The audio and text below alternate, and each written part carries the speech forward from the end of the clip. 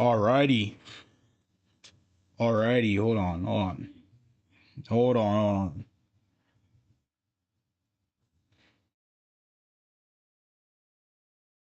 Alrighty. Sorry for the background sound, bro. My brother won't shut the fuck up, but it is what it is, bro. I can't really do anything about it. Hold on, give me a second though. Oh my god. Alrighty. All right. All right. All right, man. Welcome back to a new stream, bro. It's been a minute. Since I last talked to you guys back on Monday when I talked to you about of course the EDP documentary. It was great. It was amazing, man. I spent pretty much the whole week, I was on vacation. Like I said, I was in Hawaii. I was gone this whole week, man. From Tuesday through Friday, I was gone. And I got home last night, like really late. I think like 7 or 8 p.m. And dude, I was so tired, bro. I was so tired, like dead ass. Like I could not like get up, man. You could tell by my voice right now. It's kind of low, man. I was sick a little bit, but it's starting to get better. But my voice is still pretty low. But over time, give it like a week. Give it like a week or two, and hopefully it'll be gone. Right now it's very low, very like low decibel. But I promise you, it's gonna get better. It's gonna get back to the higher decibel as it once was. It's just like like I said, I was away from like YouTube content creation. I was also away from everything else. So I gotta reintroduce my brain back to this life. Yeah, I kind of like during this break time. I guess I took on my own break at this point. Like I took like even though it's like a vacation. Like sometimes even I work on vacation. Like I'll work on like a YouTube project or I'll work on a video and all that. But because new changes are happening, I have kind of taken a break from YouTube, from the game of YouTube, and I got to get myself reintroduce myself back into YouTube. I've kind of lost a little bit of that passion that I once had, and I want to bring that passion back. And it's gonna take me some time, and it's gonna take me some a lot more effort over time, but right now I gotta be able to build that back up, build my myself back to where I was and how I want to proceed, going forward. So I'm sorry that it's been this long. This is been this period, but I had to take a break, man. I had to take a break, and unfortunately, I'm not in the same YouTube sphere that I once was. But I gotta get back. I'm getting back on it, man. I've started to like during this vacation, bro, because I was away from YouTube itself. I did partake into some video games, bro. I partook into some different chapters that I wanted to look at. I played some anime games. Like I was like I wasn't really on my I was on my phone. I wasn't really on like my PC or anything like that. So I couldn't play like PC games or anything. But I played mobile games. And I've been playing some good games, bro. I'm not gonna hold you, bro. I started this game called Seven Deadly Sins Origin. Water Mommies, one of the best games I've ever played, bro. Hey, man, it's either that or Genshin on the mobile web. Crazy work, great games. And I also played this other game called Maneater. Amazing game, bro. Amazing game. Truly some of the best games. And I also played Red Dead Redemption. Red Dead Redemption on mobile is so fucking clunky, dude. It's like moving around a brick ball. Like the way the FPS moves is super slow, super delayed. Like the amount of the character movement is so bad. Like I'm just trying to aim, like even getting John Marston to aim the gun. It's super bad. It's super delayed. It's super low. Like there's no aim or anything. Like it's bad. It's sucky. It's sucky to say the least. Okay. So like I tried that game during the week, bro, and I immediately put that game down. Oh my god. I was like, bro, I can't do this no more. I can't do it, bro. It was so clunky. It was so bad, bro. Like you gotta keep that for the PC, bro. I keep Red Dead RDR for the PC, man. And that was the first one. RDR first one was great. RDR second though, with bro, my boy Arthur Morgan was absolutely peak, absolute cinema. But like I decided to play it because Netflix was hosting the game, and I decided, say, man, let's give it a check, you know what I mean? And it wasn't that good, bro. Okay, I'm not gonna lie to you, it was just mobile games for those kind of games like RDR or something like that. Or even GTA, like some of those, like it's just so clunky, man. GTA is better, like GTA San Andreas is better, but overall, it's just RDR. They can't do it. They can't do it correctly on mobile, so I had to delete it. But like I said, I joined up with of course, like Seven Deadly Sins, and Maneater. Amazing games, top 2 games of this year, man, by far on mobile. And you know what? To be honest, like shit, like any games like I've played over a while, it tops some of those lists. I mean, it's pretty good. Okay, it's a pretty good game. Okay, both pretty good games. It's kept me occupied, but it's kept me out of the YouTube space. So I just want to tell you guys that I'm not fully caught up into the YouTube space, and I'm not like as I was like very active because of these changes. Certain things I want to take a break in my life and all that. And I want to come back. I'm trying to come back, but it's going to take me some time. It's going to take me a little bit of a walk, a little bit of a, a little bit of a step-by-step process, if you will. But, I was able to, check it out, see what happened on YouTube today. And I picked up some videos for you guys. Certain things have happened, and certain things, there are videos that are related to the EDP documentary that I do want to check out. It's not related. It's related to the EDP documentary, but it's a separate subject that was caused by the EDP documentary. So I want to check that out too. But overall, dude, hey man, like I said, it was a busy work. But some updates for the channel, man. So I'm gonna put a post on it. Man. But overall, before I even start the reactions, we got to talk about it. So for the future, okay. So the future of this channel, there is something that's gonna be taking place. Now I know you guys are tuned in for the same days, Friday, Saturday, and Sunday, okay. So because of the internship, my job placement has changed. Okay, so before I had a retail. You already know I already had a retail job. I was working in retail and all that. And after retail, I had to transition to internship for the summer just to get that internship hours and all that. Doing really well. But the company itself, the retail company itself, was changing. Okay, they had changed a lot of things. A lot of the job that I had before have long since disappeared, and there's different hours now. There's different things that I had to do. So the job that I have, right, my previous job had me opening the store. Like I would come in there 6 a.m. in the morning, and I'd be out of there by 2. So I'd be streamed by 5. We can get all that handy dandy. Like we were Friday, Saturday, and Sunday. We were good. We were solid. But times have changed. I think they were under new management or something like that. They whole new crew, whole new people. I had never seen these people in my life, bro. But a whole new crew. They came, talked to me, and said, "Hey, look, we changed some things. Okay, so there's a lot of things that have been changed for the company, and so my hours have now switched. Okay, so before it was because my area doesn't open anymore at 6 a.m. It opens now at 11 a.m. It goes from 11 a.m. to 11 p.m. So those are the hours that it goes for, and that's it. So my schedule is gonna be changing from around 11:30 a.m. to I think it's 11 a.m. 11 a.m. to around 7:30 p.m. 7 p.m. 7:30 p.m. So unfortunately, because of that, it's either I do a very late night stream, but I'm probably not going to do that because I'm fucking tired of shit. Okay, get off work out of spending 8.5 hours at work every Friday, Saturday, and Sunday, bro. It's tiring, bro. It's tiring, especially you doing that, and then you got to do a stream afterward. I can't just jump on a stream like that after, especially a late night stream, bro. I need my rest, okay? But honest to God, so I have to change the schedule of the channel.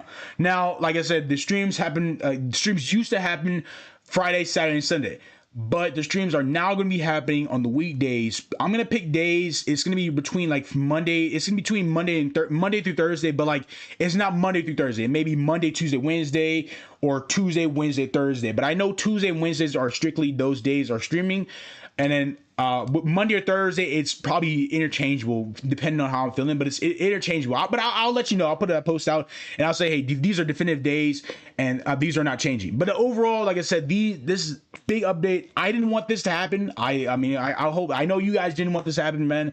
I legit was set at a certain schedule, but now that's going to change. Now, these changes don't take effect for another 3 weeks because I can't go back into the job for another 3 weeks. It's on a 3-week base schedule. And so I kind of have to wait 3 weeks to get back on schedule. So you have the weekend streams for these last 3 weeks. But once I start this job back up again, that timeline is going to change. Okay. So no more streams on the weekends. It's gonna be streams on the weekdays only. You know, I mean, obviously until they change my schedule somehow. But overall, it's gonna stay the way it is over time. You know, it's some that, you know, unless I do an earlier stream on like Saturday, Sunday, Monday, or Friday, Saturday, Sunday, I get in the stream earlier. But I know you guys, like, I don't know if you guys gonna be up at times, so I don't know. We'll see if I join in. If I do it, if not, depends on my mood. There's those times, but we'll decide. I'll put a post out, see what happens, see what you guys think, see what you guys want to talk about. You know, what you want to tell me in the comment section. I don't care, man. I'll read it, I'll see it, I plan it, and all that. So it is what you guys want. If you guys were willing to tune in at certain times, but overall, these things are going to be happening. They're going to be changing the way we do streams. There's gonna be no more 5 p.m. streams after these 3 weeks. Of course, there's gonna be no more 5 p.m. streams for the channel. Okay, there's gonna be the stream slots are changing. They're gonna be 5 p.m. streams. They're not gonna be on Friday, Saturday, and Sunday anymore. They're gonna be like Monday, Tuesday, Wednesday, or Tuesday, Wednesday, Thursday. Those are the 5 p.m. streams. But overall, I just want to give you a quick update. You know, quick update is what's happening and how, you know, we're going to be able to move forward accordingly, you know, as we keep going, But that's 3 weeks ahead. So you know, I'm just letting y'all know now because I got the information like legit like 3 hours ago, like something like that, 3 or 4 hours ago. I legit just got the information. Okay, so those are the big changes that are happening, and like I said, I'm going to be posting more shorts, you know, like because of 3 weeks I'm not getting paid right now. Okay, so my money is depleting, and so I have to kind of I have to almost like suffocate the shorts. You know, I have to like post one short every other day instead of every day because I'm not getting like constant funds back. So I have to like had to play it year by year, and so I had to play like, you know, every other day we're gonna be doing shorts. Okay, so those shorts are gonna be pulled back a slight bit. Okay. So that's those are some of the main changes that are going to be changing. We got a new video that's coming on next Tuesday we have a new video coming out, a new long form video. And we're just going to keep on pressing. We're probably going to do some things with that too. But we're going to keep on pressing. So thank y'all for the support. And hopefully you enjoy the new style because, you know, it's going to be changing a little bit. And like I said, I got to get myself back to my own grind again, back to the YouTube, love YouTube again, especially after the monetization rules. Like, you heard those monetization rules where like it was like 20,000, like no, not 20,000, 20 million shorts views, 8,000 watch hours. It kind of killed me a little bit, man. I'm not gonna hold you, man. It's difficult already, but they're making it double difficulty. And you know, I've been thinking about it, so it's been playing back in my mind, and that's probably why I need this break, because I wanted to like just digest that, hearing that, and it happened legit right after I finished my EV documentary. So right after we watched that shit, it happened. The thing is that all that drama happened right after Charlie covered it. It was already taking place. So I was deeply devastated, bro. I was deeply like down here, and I didn't know what to think, man. I was like, fuck, man. Like my passion for YouTube had drained for a little bit, man. But like I said, I'm gonna build back up. Okay, so you know, I'm just telling you guys, the mindset isn't over with. I'm not done with this YouTube journey, bro. Like, this is a journey, bro. This is a journey to me, man. So we're gonna take it one step at a time, bro, if we have to. But that's it. That's all we're gonna do, man. So that's all the updates, man. Let's get straight into the YouTube videos that we're gonna be watching today, man. But overall, man, I hope y'all having a blessed day, bro. You know, I am. Like I said, I gave you the updates, so it's a little bit, you know, certain things are disheartening, but certain things, you know, it's about a new journey, a little bit new era that we're gonna be discovering. And I want you guys to be part of that. This is part of this new era that we're gonna be going through it. So hey, hope you enjoy this. Hope you enjoy this, man. Because the time that I'll be doing that, I'll be in school like August 31st. I go back to school, so I'm legit like the streams will have to be at 5 p.m. But I have to do it like after the work is done. So I'll be moving like a machine. I had to machine work this shit, bro. But you know what? I'll do it for y'all, bro. I do it because I love every single one of y'all, bro. I love every single one of y'all. I don't care who you are, bro. I love every single one of y'all. So, you know, that's what I gotta do, bro. That's what a big boy gotta do, bro. But at the end of the day, man, I'm gonna keep doing it, keep striving for new, and we gonna keep on going. But let's get back into this video, man. Let's get back into the videos, okay? We got a lot to cover today. So, you know, I saw a story from One Cloud Nine. He's a fellow streamer. He's a peer of mine, great guy. And I saw a story that he made on his live channel. It was on his live channel, but it was about obviously as the title and the thumbnail of the video that you're watching, the stream of you watching, the time I got with a big girl. Now this was, I honestly, when I saw this on my feed today, I was thoroughly intrigued, bro. I'm not gonna hold you. I was like, hey man, because I'm not gonna lie to you, I've dealt with this, okay? That's why I was so intrigued. I was like, bro, I gotta check this out. Because I've been in a relationship with someone who was big, bro. I was in a relationship with someone who was overweight, okay? Okay? Now, look, like, I'm not hating on myself, bro. I'm not saying that, like, it's all crazy, all bad. That's what I'm not, I just recognize, like, someone who was bigger than me. Like, look, I'm big, but I like, there was someone who was bigger. Now I am actually slimmed down. Like if you could tell by the streams over time, you could tell that I have slimmed down quite a bit. Like I said, man, I think in many streams I started like the very start of the stream, not start of the stream, but the start of like my streaming journey. I was like at between 280 to 283. Okay, I have full muscle and all that. Okay, over time, right now I'm sitting at 253. 253, bro. 30 pounds. 30 pounds, dude, that's like 2 months, bro. 2 months, that's crazy. Hey, that's crazy word, bro. So hey, man, hey, I'm so proud of myself, bro. And you know what, bro? I'm gonna keep on going. My goal is to hit 240. 230 between 230 to 240 because that's where I want to get that six pack, of course, and I want my muscles to be much more leaner, and I want my body much more, my physique much better. You know what I mean? Like I want to be able to talk better and be able to emphasize my points in a much higher tone without having to like my diaphragm, my tone be like much like larger. You know what I mean? Much deeper. Then like like sometimes I'll be struggling the hell out of my words, man. I'll be like, oh my god, my I guess the fat around my throat, bro. It made my voice really bad. Okay, just read my voice, like I was like huffing and puffing every minute. But overall, yeah, I did it. I got it. I'm still going. I'm 30 pounds lower than I was, bro. But I'm still going. I'm still pushing. But like I said, I had a relationship with someone who was also a big girl. Or they weren't a big girl, a big boy. But still. Point is, I've had this. So I want to play this, bro. I want to play this, man. So hey, One Cloud Nine. Let's see what you got, bro. Cracked a fat girl. Now look, this happened. Okay, story time about how I cracked a fat girl. Now look, this happened back in high school, and I also want to say this: people make fun. High school was the same time I had my relationship, bro. Same time when they were big as shit, bro. Same time, homie. Like we could, oh my god, twins, bro. A fat woman, or try to spread this narrative that fat women don't deserve love and big girls don't deserve love. That's not what I said. That's cap, in my opinion, bro. Cap. I had it, bro. I cracked it, dude, man. I did it. I cracked like an egg, bro. What did EDB say? What did he say? I fucked that innocence away. Oh shit, bro. I did it, bro. I did it, gone. I did it, bro. But you know what? It wasn't what I was, I didn't like it. I didn't want to do it. You know, I didn't want to. Hey, I did it. I manned up. I achieved, bro. I achieved the goal, but you know what? The goal wasn't worth it. It wasn't worth it. At the end of the day, I had to leave, bro. I had to leave. It was none of it was worth it, man. None of it was worth it. The sex, bro. Man, if it isn't for a person you really love, really entwined with, like really intertwined and really connected with, dude, failure. Big girls, bro. Ain't gonna work, they know how to cook. They know how to. Absolutely. That was from the South Massage. You know the cook, yeah, they do. I kept on going. They know the cook and eat. I love big girls, bro. All right, and there's a certain type of big girl that I love. All right, see. Here's the issue. When you be saying, "Oh yeah, I would never date a big girl. I would never talk to a big girl. I'll never crack a big girl."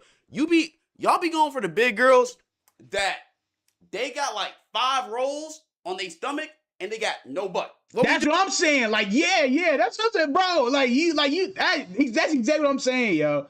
Like, dude, like obviously you're talking about the girls who the people who actually look like they're fat with no ass. Like, of course. But when you look at the big girls who had, you know what I mean? Like they get that wagon, you know what I mean? They're wagon. Well, then it's a different story. It's a different story. Relax, it's a different story. Okay? Now you gotta think these through. Now you gotta think, wait a minute, hold on.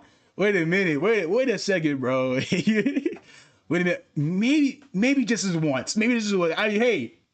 Nah, she do look fine though. She do look fine though. Or he do look fine though, bro. Like, hey. Like, it don't even like, hey, maybe, like, maybe we could try. We can try. We can certainly try. I don't know if it's a move we could make, but like, we could certainly try. That's what we do. And shouts out to the queens that look like that. However, you feel me? That's not my type, you know? See, I be going for the big girls that they might got 1 or 2 rolls on their stomach, but that back there, boy. That's me, bro. That mo. Pumping, you know? And also, here's the thing that bro, sleeping on, bro. A lot of these big girls out here be pretty, but they just got a couple pounds, bro. I'm not gonna honestly, lie. Bro. That's for anyone though. Like that legit is for anyone, bro. Like honestly, if you see like if you are fat and all that or big and all that, I promise you, bro. I promise you, like, bro, like you tell yourself you chop, like, no, you not. Like, at the end of the day, like you look at yourself, and I'd be like, oh my god, you have so much beauty in yourself. You know, you can if you shade yourself down, if you really commit to the cut or you commit to losing weight, I promise you, people the same niggas who would say, oh no, you look too good, you fat as hell, those same niggas watered down, eyes drooling, bro. They're drooling. Whoa! Supermodel. That's what I'm saying. Like, you don't understand. You don't understand. Some of these people would actually be supermodels if you really put discipline in yourself and really like shave down those pounds. Like, start walking and start eating healthier, and then eventually start, obviously start getting into running, getting into yoga, getting into fitness. All those certain things. I promise you, those big girls. Different breeds. I'm telling you right now, that's just from one goat to another, bro. I was there. I was at the peak, bro. I'm still going down, bro. I'm be clean as shit, bro. Okay, no kids, you be clean as shit, bro. I dead ass need a haircut too, man. I ain't go. I didn't get no haircut on the vacation, bro. I should have got myself a Hawaiian haircut. But honest to God, man, like, bro, they beautiful shit. I know you have beauty in you. I know. I see it. I see potential. Always do, man. But you just gotta just take it out. We just gotta, it's almost like, you open up the lasagna or open up the pizza or open up, you just gotta, take some of that broth out of the soup. You just really just remove those layers and see the real beauty behind it. There's a lot of big girls out here that, honestly, 2 good months in the gym, you leave them at Diamond Gym and forget for a week, bro. They're coming out one of the baddest girls finest girls on the planet, bro. Popping out talking about crazy. Bro, Ruby Rose type time. Every nigga who's saying that shit, oh my god, every nigga who's saying, nah, no, I would never do that. Oh nah, man, I would never date a big girl, bro. Nigga, that same big girl was that big girl 2 months after the gym, and then now they this. I promise you, yes, you would, dude. Yes, you would. Give him a little 2-month discipline plan. You got it, bro. But you gotta be encouraging, bro. You gotta be supportive, okay? When you encourage, you support, you guys together with it. Well, I tell you, bro, 2 months, 3 months, 4 months. I'm telling you, crazy power couple, bro. Power couple. That's how crazy it is. Crazy. That same big girl turns to the slimmest, finest girl you've ever seen. Same with a boy too, man. That big boy turns to the finest guy you've ever seen. That's what I'm saying. It's same shit matters. It doesn't matter. You can turn into a crazy beast after 2 or 3 months. You can. That's just up to you though. That's, if you put in the work and have someone right there back you up, you go crazy. I'm not lying to you, bro. You really go crazy. You go stupid in this shit, man. Maybe like a scissor. You get what I'm trying to say. I know. So the reason why I say that, bro, is because the big girl that I had relations with was not like that at all. She was for sure the 2 to 3 rolls in the front. Oh damn! And she low key was nah. Let me cap. She had back there. But it wasn't back there enough to where you can kind of like forget the 2 rows in the front. Let me just be honest. Well, I understand. I understand, man. I had some similar to that. She had the perfect torta build. All right. Now look, I'm just saying this as look, I will say, and the whole way that we even like led up to like talking to each other was honestly by accident. Let me tell you the story. The way it starts, me and Zay was at this party, right? We originally had scheduled a 2-man to pull up to this party, but they backed out last minute. And the party we were at was one of our boys, and it was his birthday party. And of course, he told us that there was going to be hella there. We pull up, we see hella bros. But they always lie to you, bro. Why do homies always lie like that?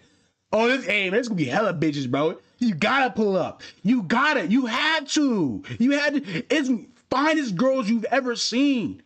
And it's dead as shit, yo. It's no one. Where the hus at? Well, where's everyone at? Dumbass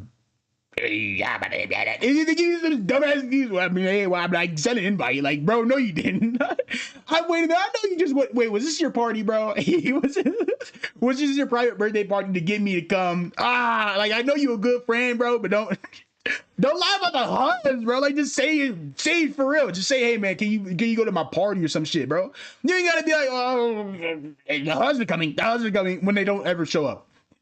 Why do people do that? I don't know, man. I don't know why the homies do that. All bros. A bunch of alk, a bunch of bros, and always a bunch of testosterone, gang. That's a bad mix. It's always the guys, though. It's always a mix, bro. But it's always the dudes. It's never like you ask for where the hus at. Hus ain't there. So, me and Zay, we slide outside. We like, yo, what we gonna do about this, right? The mom. He's like, yo, I got 2 girls who are down to pull up. However, I'm not gonna lie, one of them is a take one for the teamer. Me and Zay's dynamic when it comes to 2-mans is very simple. If you got to take one for the team one time, the next time I'll take one for the team. The last 2-man we had, I took one for the team. So this time it was his turn. So in that regard, we both knew the assignment. He was like, you know what? We lit. We're just going to do this. So peep, he hits them up, right? They hit him back. They say they're on the way.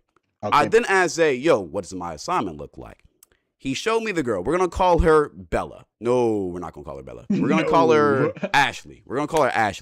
Okay. Give her the most whitest girl name I've ever seen. Whitest girl name. Shows me Ashley. I'm like, yo, Ashley looking cool. Plus, Ashley and Zay low-key had like a thing back in the day, but it never really went nowhere, right? So I'm like, okay, this is cool. Her and she looked good, everything's fine, whatever. Interesting. One thing about Ashley though, every single photo on her IG was just top up.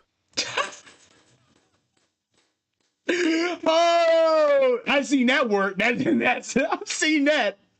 Top up. Oh my God. You know they're not gonna show their body. Come on, bro.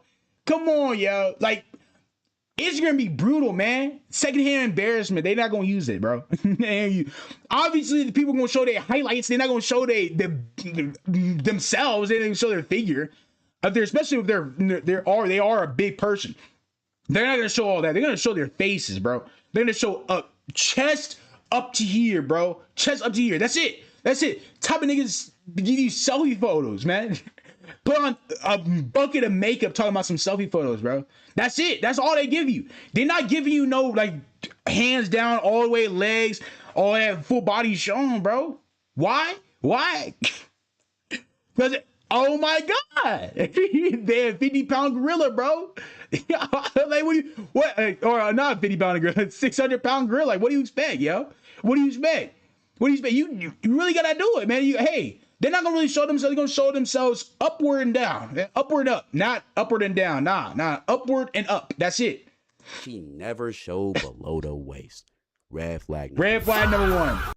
And she's not very, honestly, God, man, she not even like, if girls who do that, and I've seen them, man, if you showing chest up, not even showing your body, not even showing who you are, like, no, not being realistic or being authentic, like, honestly, you may be insecure about yourself. Now, I'm not saying that you're not insecure, but I'm not saying that you like 100% are insecure at the same time. But at the same time, like, I'm like, I know there's something that you're hiding. Okay. If you're really to show me from chest up all the way down, all the way up, nothing else, not your whole body, not your stomach, not your legs, none of that stuff. I'm not seeing anything else but the chest up. That means, like, honest to God, like I gotta take a little gander on your face. Okay, now you could be using a filter. I see there a lot of girls do Photoshop the hell out of their photos. Okay, they make themselves look finer than they really are. They make themselves look more attractive than they really are, more appealing than they really are.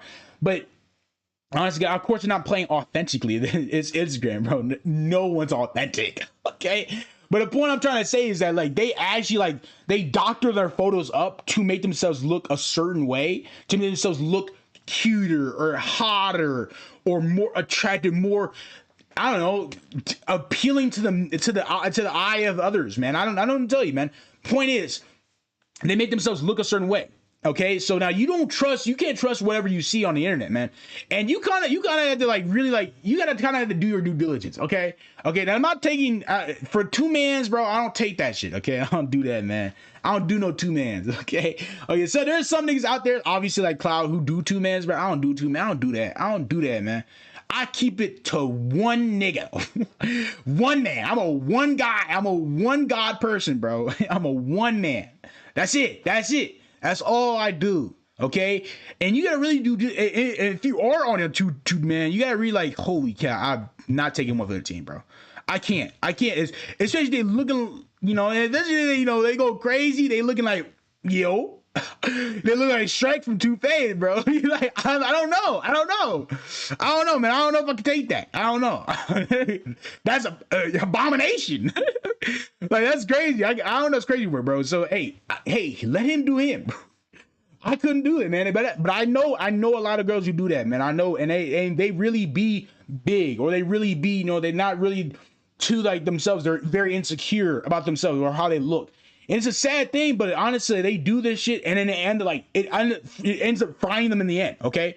Because if you're doing it to the wrong guy or to the wrong person, the wrong girl, or anything like that, you're doing it to the wrong person. They probably label you a catfish doing that shit, man. They probably label you a catfish, and then they just, like, it folds everything. You probably had some love for this person, and they fold that. It folds because you're not being your real authentic self, man. That's how sad shit is, man. You gotta be yourself 100% of the time, or else no one will like you when you're not yourself. Okay. I don't know what to tell you. I don't know. I said that wrong. But point is, like, you gotta be yourself, bro. You gotta be yourself. If you're not gonna be yourself, like, no one will like you for yourself. You can't be yourself. Chat.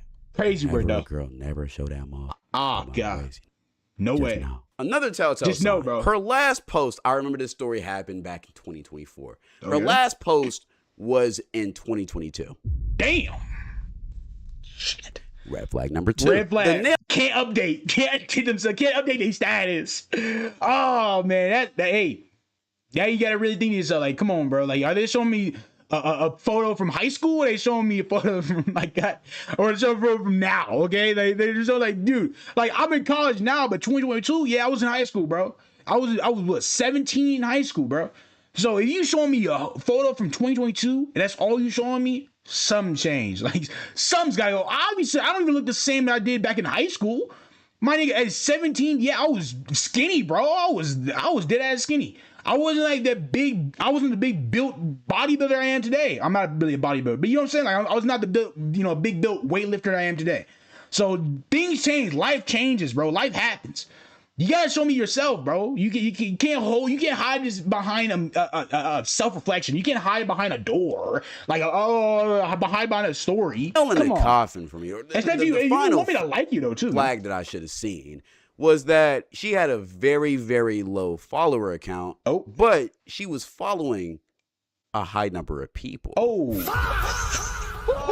Oh shit! No. Any IG baddie always has a high following account, and if it's not high, her following to followers ratio is always heavy on the followers. Yeah, IG baddie, bro. You already know she has 2K followers. She has 2K followers. You know she's following 300, bro. 200, 300 people, bro. If she's following 200, 300 people, you know, yeah, she may be the real deal, okay?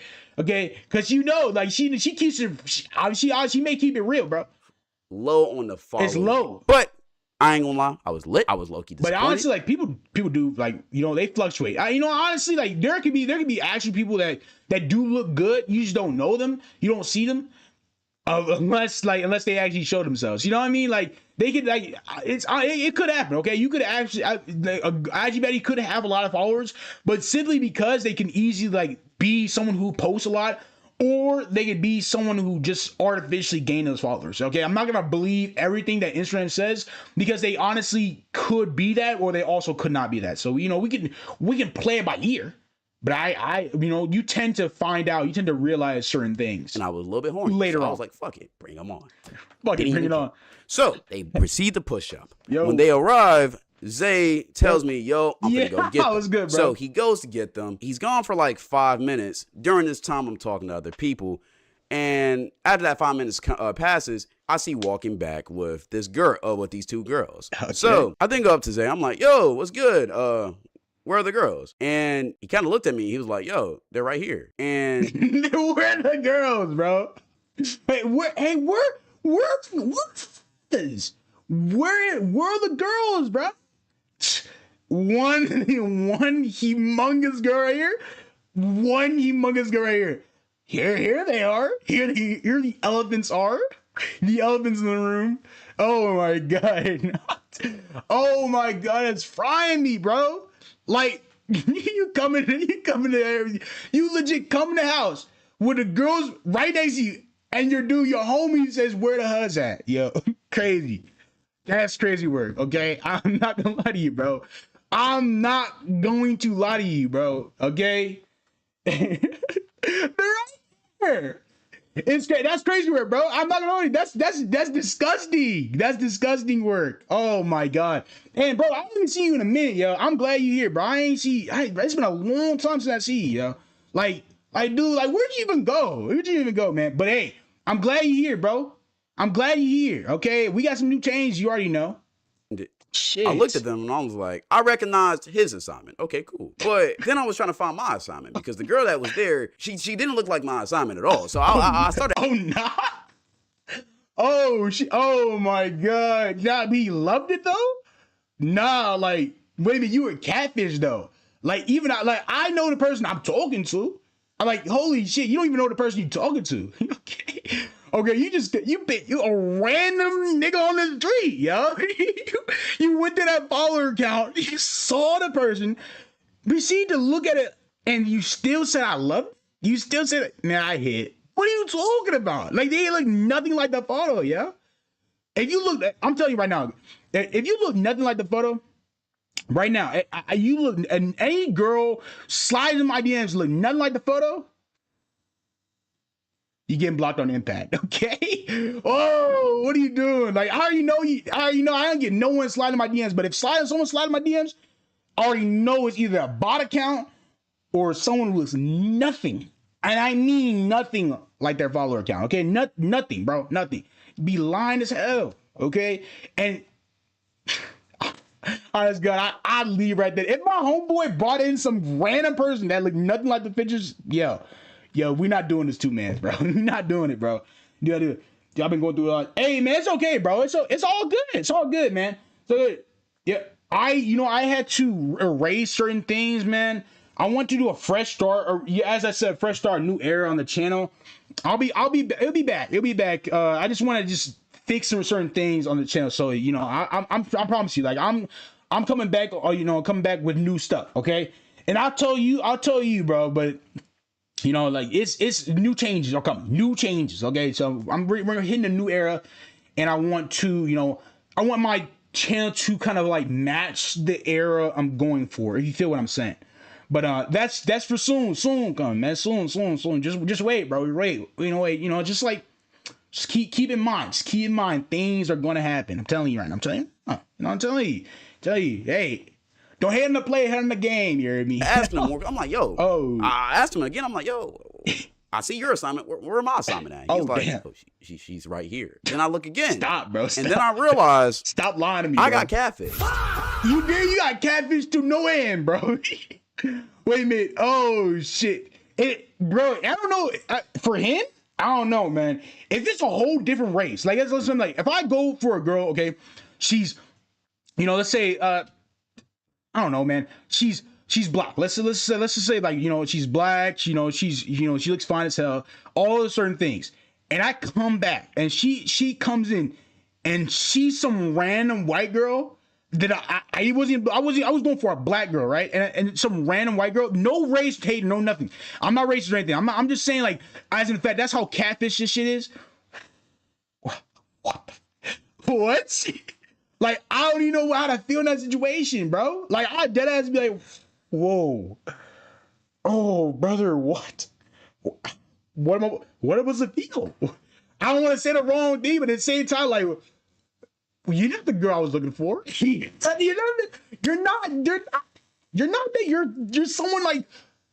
someone totally different, completely different. Not even like remotely close to your profile picture. Nothing close, okay? So like what I don't know, like you would just like I don't want to there's no race card, no nothing. Look, hey, you just catfished me. That's all you catfished me like to no end. Like you actually like stole my bread and butter. Like it's just I wanted this and I got this. Okay. I went in Miami and I got Delaware, bro. Okay, so I don't know, man. So that's folding me, man. I Jesus Christ. You really ought to like that's a thinkable moment. You gotta really think about your response, bro. Oh man, thank you, man. I got this, bro. Hopefully, bro. In due time, but hopefully it's gonna take a while, bro. And especially with those monetization changes. Wreck a brother out. Okay, I ain't even picking up enough people to get those monetization changes, required. But you know what, bro? We gonna make it, bro. I trust process, bro. Trust. Because the girls that pulled up in the nicest way possible. Crazy. Two double torta pounders, gang. Jesus Christ. Wow. What the fuck? Zay's assignment, not going to talk about it. Not going to talk about it. Also, to Zay's credit, if he sees this, they did nothing this whole time. All right? He was truly just taking one for the team, like he said. My assignment, though. Oh, damn. She looked like Zay's assignment. They look exactly. Oh, they say the same, bro. Wait, I thought you said you gonna help me out, yo. You gonna do me in? You do me good, bro. He brought two elephants in the room, bro. Come on, yo. Come on, bro. Like you supposed to help me out, bro. You supposed to take one for the team. You making me take one for the team too. Like now I gotta get double the work, bro. You really gonna do that to me, gang? Same. They looked exactly the same. The only difference was Zay's assignment was Mexican. My assignment was light skin. They were built the exact same. They built the exact same. I remember when I looked at my assignment. Crazy. The reason why I didn't recognize her is because first off, she had on glasses, and second off, she had on this fit that I don't know who recommended her wear this fit, but she had on a crop top. And let me just say this, bro. I love women. It didn't fit, huh? And I love big girls. However, there's certain outfits that big girls should just not wear. One of them is a crop top. Oh, wow. Especially if, like, you don't just got rolls, you got, like, rolls. Like, oh, my God. Oh. I counted. She had 3 rolls on her shit. 3 rolls? Oh, and oh, damn, bro. And she's holding that shit up. She's holding that shit up like a bowling ball. God damn it. Oh, my gosh. All right. I'm like, what? Ooh, Jesus Christ. Mind you, just hanging out the crop top. Now, crazy looking work. back at What? this, right? This girl, Ashley, wasn't as big as I thought. Okay. It was the only reason why I thought she was as big as I thought she was is because what she was wearing. The fit did her no justice. But in all reality, she wasn't really that big. All right. She on the chubby side for sure. It was just the rolls that kind of threw me off. So as soon as I see my assignment, I gave Zay the look. I motioned him over to come, take a little walk with me. And walk with me, gang. Walk with me. Hey, we gotta talk about this. We gotta talk about like, hey, what is this? What is it, bro? Like, it's okay if you bring me 6, 7, 8 out of 10, all that, like, it's not crazy, but you bought me like, we got the same person, we got the same person, like that. I know they're not that big, but like, you got me the same person, bro. So like, how we gonna do this, bro? How we gonna find justice in this way? Like, dude, what do you want to do? Do you want to take 2 for the team? Do you want to take 2 for the team? I'll save for tomorrow. I'll save for the next day. I'll save myself. Okay. I mean, I'm not gonna say. Look, man, bro. I'm telling you, bro. Big girls are fine as hell. You know they are. But there are some big girls that, you just gotta. For me personally, I wouldn't take that leap. Okay, I wouldn't walk that far. I'm not saying they chopped or anything. I'm not saying any of that other crazy shit. I'm not saying that. I'm just saying, like, hey, they find someone else. You can find someone or build yourself. And as I build myself, we'll connect later on. Okay, there's some people like that. Okay, I'm not hating anything like that, man. You got potential. Someone else will love you. I don't want to be that guy to do that. I don't want to be that rejectful guy. I don't want to reject like that, man. But and especially because that's why I don't do 2-mans, bro. Because the nigga gonna slide you forward, bro. He gonna dop you. He gonna dop you. He gonna mess you up. Okay. Like I take 1 for the team. Yeah, I take 2 for the team. But when a nigga keeps doing this to me over and over, like it's come on. It comes to it comes to a point, you know what I mean? Like it's to a point, like, wait a minute, like, you're not like we had agreed on some things, and then you kind of fuck me up like this, man. You kind of make me like this. Like, come on, we gotta do better. We gotta do better. You can't do that to me. You can't do that. Why? That's kind of the thinking. Like, and especially if there's someone who catfish me completely, like, that's even more why. That's even like she obliterate everything I had ever. Like, I was looking at one person and they completely are different, entirely different than I thought. Like, that's crazy work. That's even worse. I'm not taking 1 for the team because, like, bro, you're not even the person I wanted to be with in the first place. And like, you're like, even if you were a big girl, like, I would know. Like, I know you're a big girl, but at the same time, like if you're a completely different big girl compared to the person that I was looking at, then that's even worse. That's a much more crazy moment to have. I don't know, man. I can't take that bet, bro. I really can't. We walked. Basically. Let me just put it like this. I gotta talk to you, bro. I made it known that me and that nigga had to talk real quick. All right.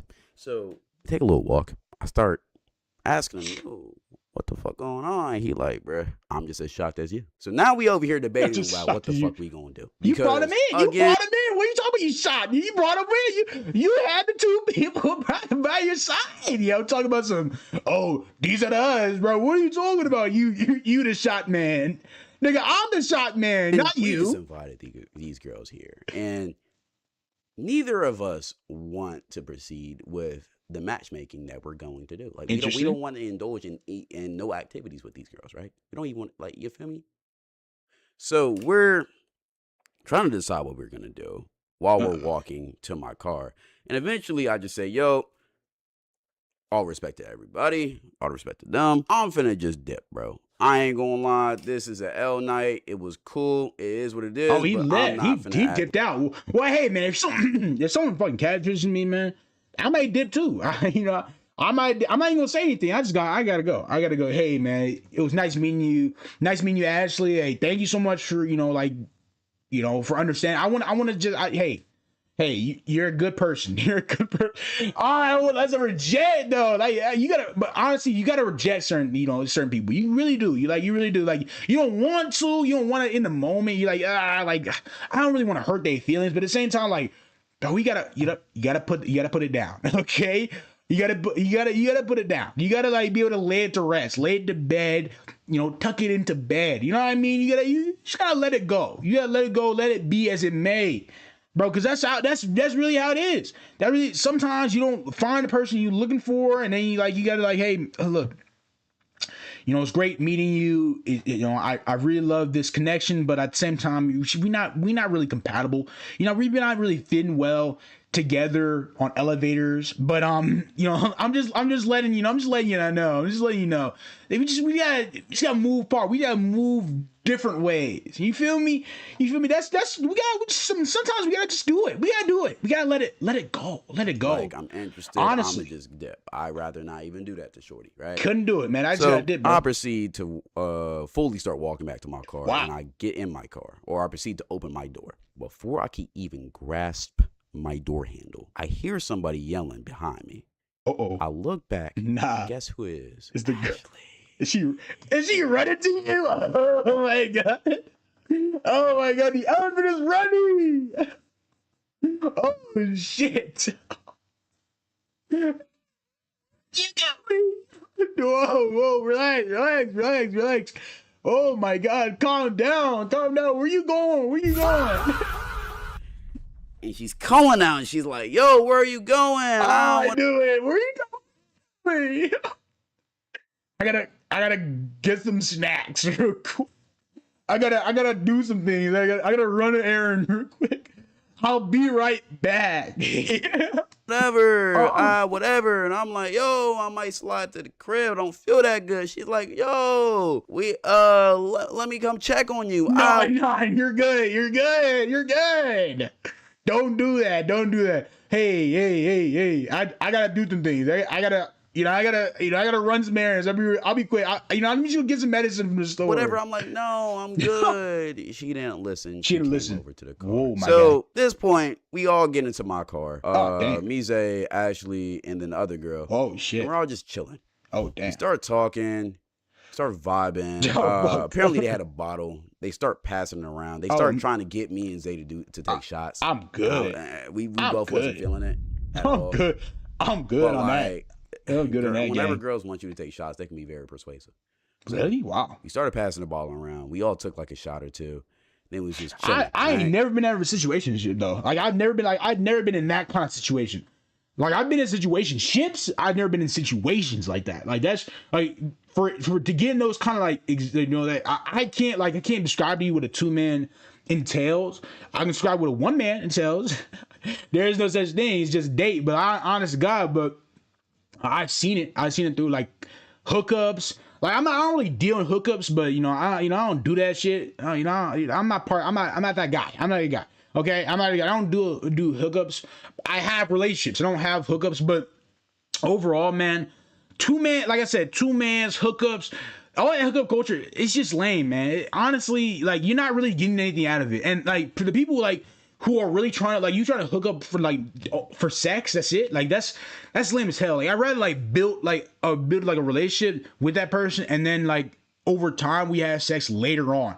Like I don't want to do that. Like let's get jiggy with it. Let's get dirty with it right now. Like I don't want to do all that, bro. I save myself, kind of save myself, bro. That's like for some people. I have 30 bodies. I have 20 bodies. I have 10 bodies. I have 5. I like, bro. I keep it in 2 relationships, bro. I've had 2 relationships. 2 relationships, bro. 1 body, 2 relationships, bro. So I can't really say anything about it. I can't really talk about it. 2 relationships, 1 body. Okay. So I gotta settle down, keep it to level, keep it to light, man. The only times I've seen 2-mans is legit on the internet, man. Okay, legit, and stories from my friends, of course.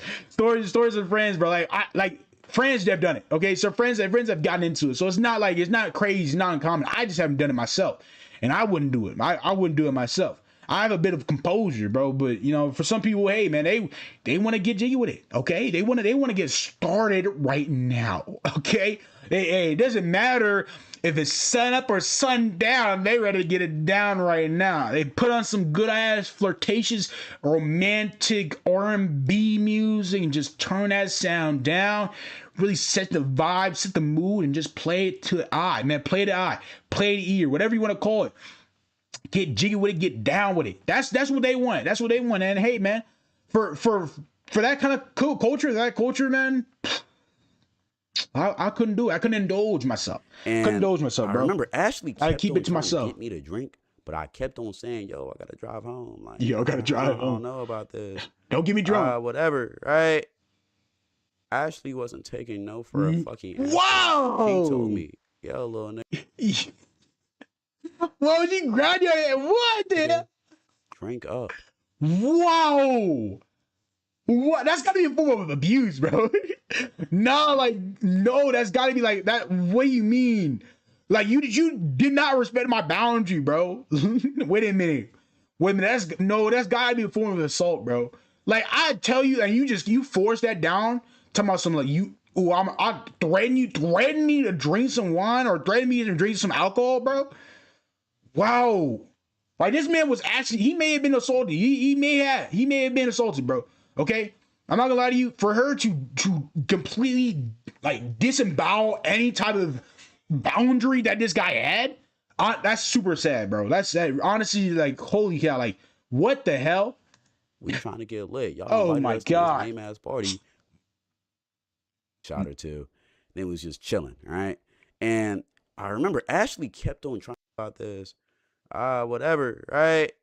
Little nigga, drink up. Oh shit, we dude. Trying to get lit. Y'all invited us to this lame ass party. We gonna get lit. Damn. I have never felt more vulnerable. Scared as fuck, dude. In that situation, this man's already lame as fuck, bro. You gonna get lit? Jesus Christ. Oh my gosh. Oh my God. Whoa. Okay, calm down. Don't hurt me. Don't do me in like that, bro. What?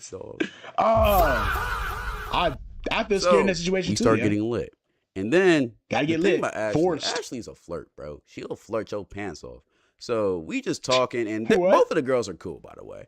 I didn't think both of them, like, once we started talking, I don't know if it was drinks talking, but whatever. But we started, like, everybody started talking, and we all started, like, getting pretty cool with each other. And we started realizing, yo, everybody in here is cool people, you know? Like, Ashley and her friend, they would make crazy good homegirls, you know? Like, crazy good homegirls. That's pretty cool, man. That's it. You need those kind of friends. You need those kind of homies, those kind of friends, bro, in your life. Hey, girl or boy, like you need homies in your life, bro. You need that. You keep having those, you kind of understand different things, different settings, different drama, different like things that someone likes, bro. You kind of get hit to it, bro. I'm not gonna lie to you. I never really had like a lot of homegirls that I had, like, but I had a few, but I've never had like a whole bunch. Like all my homies, particularly are men. They're guys like me, but overall, like having homegirls honestly is an advantage. Like you need like having that, like, but you know, society and you know, you can't really have it. It depends. You know, it depends. You know, honestly, like yeah, it's good to have homegirls, but at the same time, like if they have a boyfriend or some shit, like yo, that boyfriend's on your ass every second, bro. You legit just like wade the waters at this point, man. You got to be like, wait a minute. I don't know if I can hang out with you. You know, I don't you know, your boyfriend obviously don't like me. He thinks I'm fucking the shit out of you, bro. So even if you not, so you know what I'm saying? Like even if you just like want to be friends, and like you have your own relationship, bro. You have your own girlfriend, own boyfriend, or something like that. You have your own person in your life, and you want to have someone who is a homegirl, not always just a homeboy, but is your homegirl. And you have to walk. You legit have to almost walk on eggshells, bro. You have to. If you cannot walk by yourself. You can't walk like just normally because someone like their boyfriend is going to have a fussy fit about it. Okay, they're not gonna like you. They're gonna think, hey man, you're cracking the girl. You're cracking my girl.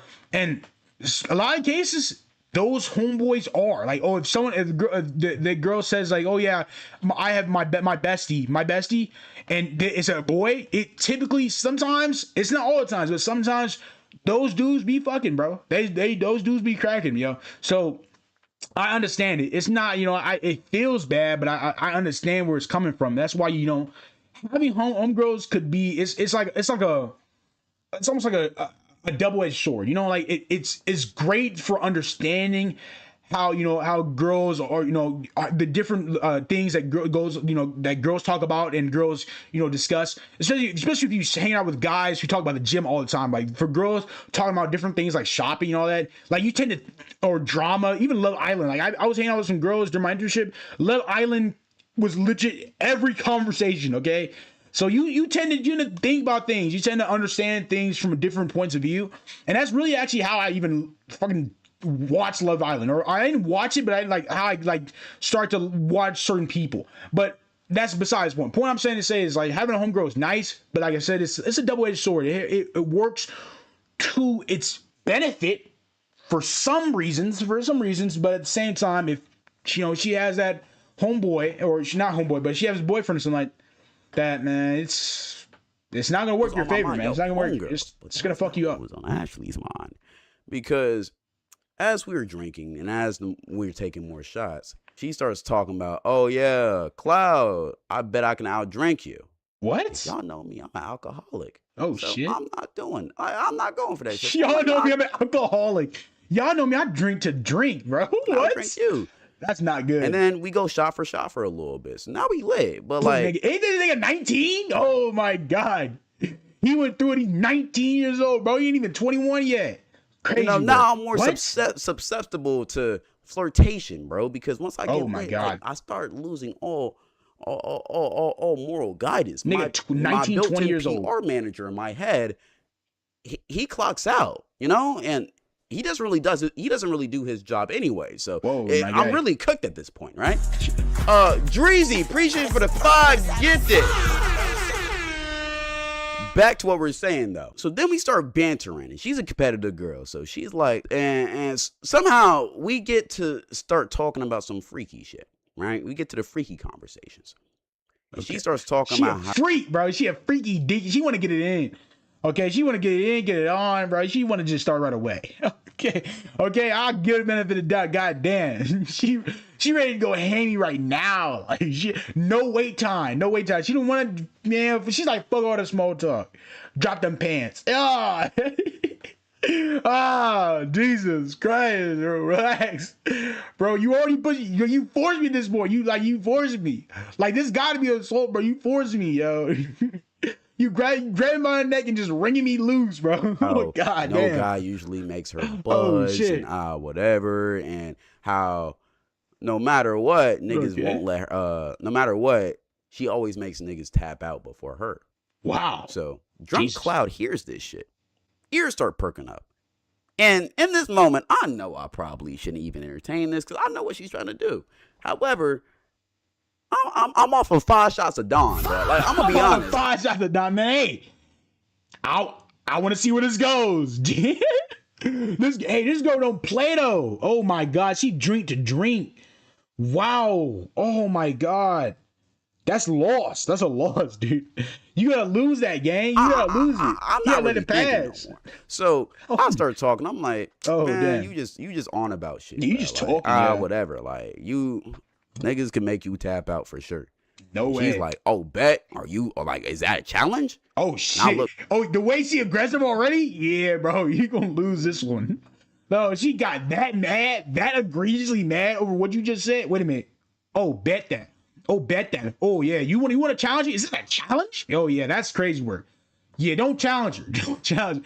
You gonna lose your life. If you end up winning by some miracle, she may just bring your neck. She may just grab you and just take you out just right there, bro. Back and I'm like, holy cow. What if it is? And she said, bet, yo. Let me be careful. Let me be careful with how I tell this part of the story. Oh shit, dude. She said, bet. She looks to her homegirl. She's like, yo, are your parents home? Huh? Homegirl says, nah. She then looks at me and says, we can test it out. Pull up to our place. No, she trying to take you out. Oh my God! But what if you lose? You gonna take you to her bedroom? Oh my God! Stop, bro. This recipe for disaster. This is like a horror flick, bro. Oh my God! She take you to her, and you followed her to your crib, bro. Oh, why would you do that? Why would you do that? So at this point, I look to Zay. Zay just laughing. I look at the other girl. The other girl just cheesing. And I look at Ashley. She dead serious. Dead serious, motherfucker, so I'm bro. Like, oh my you know God. what? I kind of fuck with your attitude, bro. I kind of like your style. Let's do it. Let's run it. He was gonna lose that one. Oh my God. And in a matter of 30 minutes, guess where me and Zay were? In the bed bugging, bro. Oh, come on, yo. She led you to it. She led you. She's an aggressive flirt. Wow. You took it in. This is a funny photo. No, honestly, she took you in, bro. At homegirl's house. Oh my God, no way. So look, like I said before, at this point, this was a solo mission, and I remember. Well, no, this is a solo. This is a solo mission. This is a one-man takeout, bro. This is it. This is on you. Zay ain't doing it, bro. He not even doing it with the other girl. They just watching you do it. They just watch you. You the entertainment tonight. Your reality TV show having ass, bro. Oh my gosh. And I remember on the drive no sense to of self, old bro. girl's crib, Zay was talking to me. He was like, "Yo, are you sure about this? Like, you really want to do this?" And I'm like, "Hell yeah, fuck it. I already agreed. We're already here." And once we got to the crib, Jesus Christ, Zay made it known that, yo, even if you do something, I'm just staying here. If I gotta entertain old homegirl, I will, but I'm not doing shit. I'm not doing shit else. Zay is not trying to do nothing, bro. You're the only one. It's on you, dude. Legit on you, bro. This honestly, hey, that's on you. That's it. You can tap out. You can do whatever you want, bro. That's on you, dude. And Zay's a man of his word, so I fully believe he did nothing that night. Man of knowing himself, bro. However, once we pulled up to their crib, two girls pulled up to our car. One got in, one stayed out. I got out of my car. Zay got into my driver's seat. Homegirl got into my passenger seat. And I went into the crib with Ashley. Wow. So me and Ashley go into the crib. We go into the bedroom. We start talking. Yada, yada. And before anything happened, right? I remember we was having a conversation about just different things. Different part, right? We was having a conversation about different fetishes or different things. What the fuck? And she said that she loves licking guys around their ear because she loves watching them squirm. So I'm like,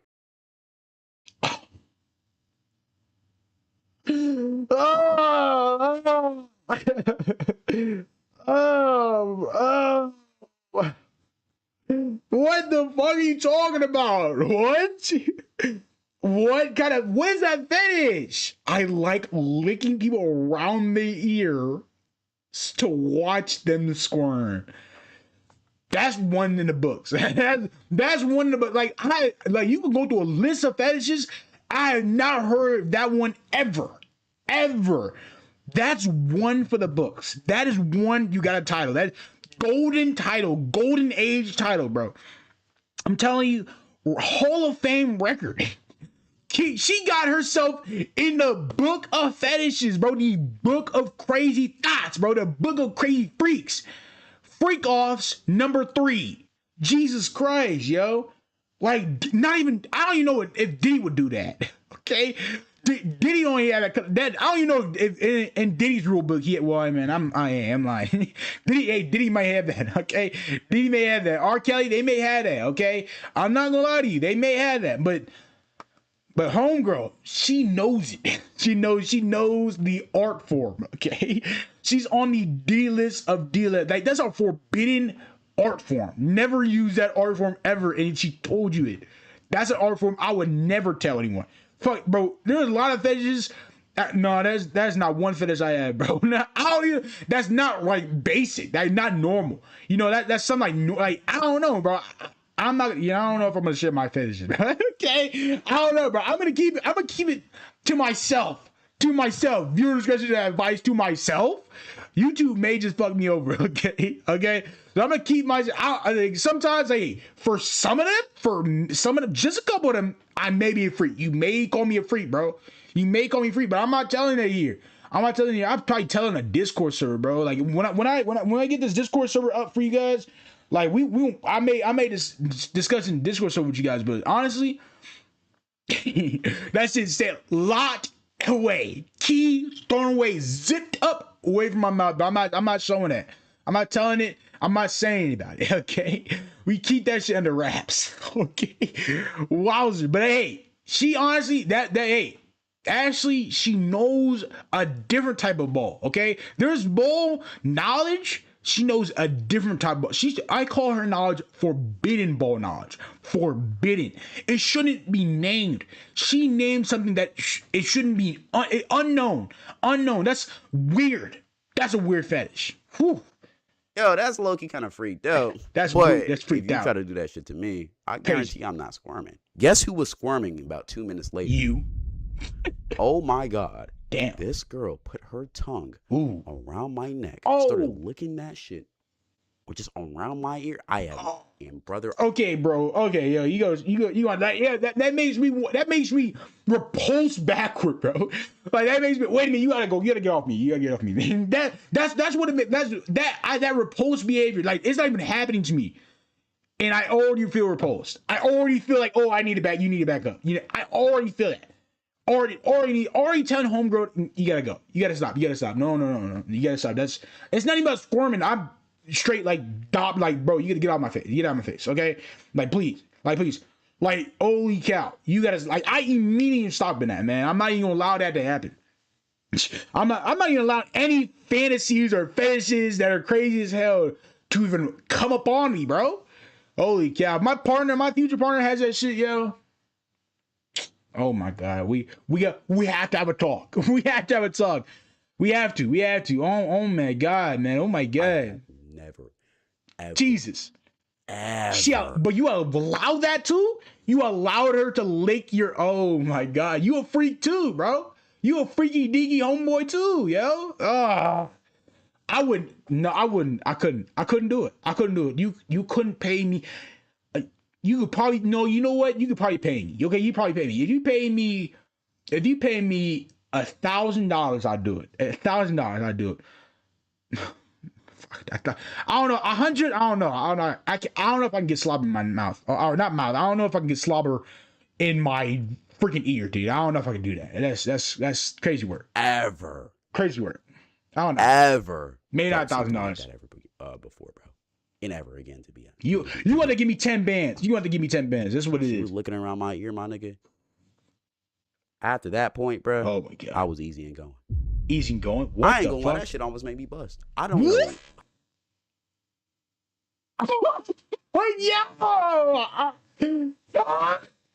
What?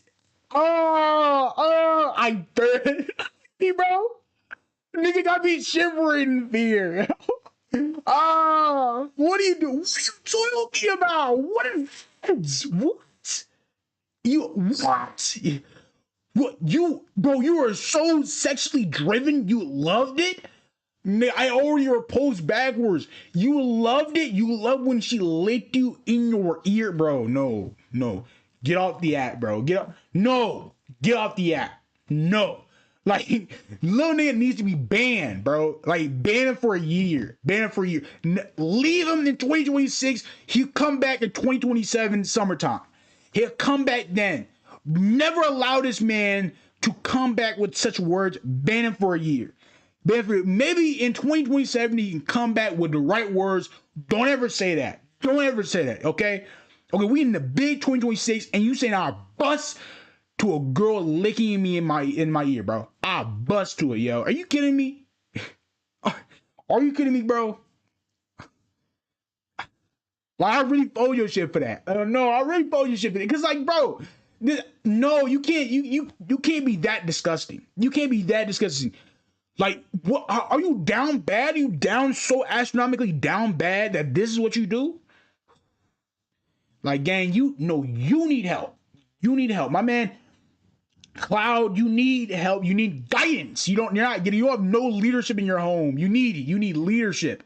Jesus Christ, bro. Fuck she did that shit. Holy cow. All I know, that shit was one of the best, most euphoric feelings I ever had. Disgusting as hell. I have you never gotta go before. What the off fuck? of non-sexual activity. This guy here. I don't know. That shit was crazy. Disgusting. I still think about that shit till this day. Right? But yeah, after she did that shit, I was easy. Astronomically down bad, bro. My pants flew off like about 5 minutes later. And nigga, you couldn't waterboard that shit out of me, bro. You could have put a gun to my head and say that for me to say that shit. And he said with all calmness, all confidence, he let it loose. He was willing to let that information just fly out the door. Oh my god. We'll just say, what the fuck? Nigga, we did what we did, bro. Like that's no, what it was, bro. No, bro. No, and bro. I'm not gonna lie. I thought it was gonna be a lot worse than what it was. No, bro. Because like the thought of cracking a bigger girl is like, yo, like what the fuck are you doing? Like you could do better than this. Whatever. I don't know. Brother. Hey, knowing you, bro, you were that down bad for a big girl, bro. She licked your ear one time. You went crazy. Nigga, you may like that. You just like it, bro. This was by far the greatest sexual experience I've ever had in my life. Oh shit, gang. Oh damn, he really loved that shit. I don't know what it was. Oh wow, about this girl. Oh my god. But I'm trying not to get too graphic. When I put that shit in, bro, that was the wettest shit I ever had in my life. Oh my god. Fuck. I still think about that shit till this day. He reminisces on this shit. Oh my gosh, he reminisces. Oh, he has memory storage. He locked it in a key. He thinks about it. He puts it in his mind. He stays on his freaking mind rent-free 24 hours a day, 7 days a week. This guy is so disgusting, bro. Oh my god. Oh my god. But you know what? He do got a point though. You know what? I'm not gonna lie to you, bro. For someone who has the best sexual experience, I haven't had that yet. Okay, so I've had, the sexual experience wasn't that good, man. It wasn't that great. So I haven't thought about it, right? But if you have the greatest sexual experience where like it's so good, it makes you think about it. Hey, maybe it's different. I have not had that experience. I can't really comment on that, but I haven't had that sexual experience. But, hopefully in the next year, 2, 3 years, I have that kind of experience where, I think about it. Oh my gosh, that was the bomb. That was the greatest run I've ever had in my entire life. That's what I want to think about. I really do, bro. I really did. That's the thing I want to talk about. I really want to discuss, really want to think about. That's that chef's kiss to whoever can do me like that. Whoever can do me like that. Whoever can help me achieve that. Greatest day of my life. Okay? I'm not even going to lie to you, bro. I'm not even going to lie. That was one of the greatest experiences I ever had. This guy. Once we were done. Like, I was just sitting on the bed and I'm like, yo, did I actually do that shit? Like, it was like a euphoric moment because I was like, what the fuck? But like, here's the thing. You would expect the nigga to have post-nut clarity after that. Nah. I didn't at all. That dude felt great. Not a single bit. Felt great. I didn't regret that shit. Like, I know, like, when you have pornography and shit, man, when you deal with that pornography shit, you actually have post-nut clarity, bro. You be thinking like, bro, I fucked up. Why did I do this? Like, I regret everything about it. Like, why did I do? Why so disgusting? But you had that. But when you don't have a euphoric moment, when you feel like, oh wow, that was peaceful. I loved every bit of that. Oh yeah, I want that feeling, bro. Honestly, I do. If anyone who can tell you something that has that feeling, man, that feeling is a great feeling to have. It's a great feeling to actually be able to have that moment where you actually have sex with someone. And then it just be the greatest thing in your life. You're like, wow. Like, fuck the post-nut. The post-nut clarity ain't on your mind. Like, I want to go again. Like, that's how crazy it sounds. That's a good moment. That's a good moment. You gotta cherish those moments, bro. Matter of fact, you really do. I enjoyed that shit so much. You do. I called her up 2 days later to run that shit back. Run it. I do it. I loved it so much. I had to call it back. I had to say, get back over here. Get your booty back over here. We got to do it again. That's how good it is. Bro, I remember when the first time, bro, I was off like crazy 5 shots of Dawn, I was high. I think somebody done gave me some shrooms or some shit. I was off crazy my ass. work. So I'm like, yo, this is probably the reason why, bro. It was probably just me being fucked up. The reason why that shit was so good, nigga. No, it was not. It was because not. I came because when we ran it back, when I linked up with her again, this shit was even fucking better. Chat. Even fucking better. It was even better than before. First time, great. Second time, chef's kiss to the max, bro. Oh my Y'all God. know I have that this guy here, bro. Where like I can control when I nut. It is super hard for me to nut. Crazy but word. Till this day, I have never busted faster in my life than with her. Wow. Wowzers. What I could not help it. A minute too? Crazy. I don't know what it is about the bigger girls, bro. I don't know if it's because she has some big thighs. I don't know if it's because she ain't had no action in a minute. Or maybe she ain't had no action. Wowzers. With an attractive Freaky nigga like diggy me. for the big girls, bro. Oh my God. I still dream about that shit. So when niggas ask me, because I remember the last story I told about the girl I fumbled. And I said she was like top 3 I've ever been with. I was going through the comment section and niggas was asking, yo, what's number 1? This girl Ashley was number 1. Oh my God. Big girl Ashley. Big elephant booty having Ashley, bro. Number 1. Love that. Love that for your boy, bro. And it's not even close. Till this day, I have a soft spot. Till this day, I have a soft spot for Ashley. She could do no wrong in my opinion. Do no wrong. And unfortunately, shortly after that, we may have linked up 2 or 3 more times after that. But after that, he sadly fell off. And yeah, but yeah, you could have dated her, bro. Honestly, you could have been in a relationship. That was so good to the point where you had to get into a relationship with that. That you can't fumble that. You gotta, hey, baby, I gotta get you a ring. That was some of the best experiences of my life. I gotta get you a ring. Now, well, you know what? But I don't want to. That's too lustful, bro. That's too lustful because it can easily fall apart because relationships. If there's no key connection. If it's just the key connection is just sex, yeah, it's gonna fail, bro. It's gonna fail. Okay, I've seen that. Firsthand seen that, bro. I've dealt with that, bro. Okay, firsthand, like when I've been with someone who I was like, it was really mainly sexual. Okay, it was mainly sexual because we had no like connection, had no like really like wasn't really going anywhere. Like we had no like actual like really comfort level connection. Where I wanted to be with them, like I loved them to that extent, loved them romantically like that, it fell apart, bro. Because I didn't have that. I loved them sexually, bro. I loved them sexually. I didn't really like them, other than that. But I see, you gotta see what you got. You gotta feel it for how it is. You can't really you can't rely on everything. But overall, it's sometimes. You find a person. Sometimes you could find a person. You think, oh yeah, this is the best person in my life, but then it turns out it isn't because it falls over because certain things you like that they lacked, or certain things that they liked that you lacked, and then in certain things that it just falls over, bro. So hey, man, this is the best of both worlds, but at the same time, if it fails, it fails, bro. However, one of the last times that we did hang out was the famous, fateful day of me sipping lean for the first time. Crazy. If y'all never heard the story, I was at this party function and we was throwing this shit for, I think it was our homecoming or whatever. And one of my bros offered me a sip of that shit. I accidentally took a gulp, thinking gulp? It wasn't that big of a deal. Ended up getting fucked up. Oh. And I remember one of the girls that took care of me that night was her. Well, oh wow! Actually, after she sucked me up, but at the same time, she helped me out. She sucked me up before I really crazy word, bro. This story is getting absolutely. I don't even know if I can keep showing this on YouTube, bro.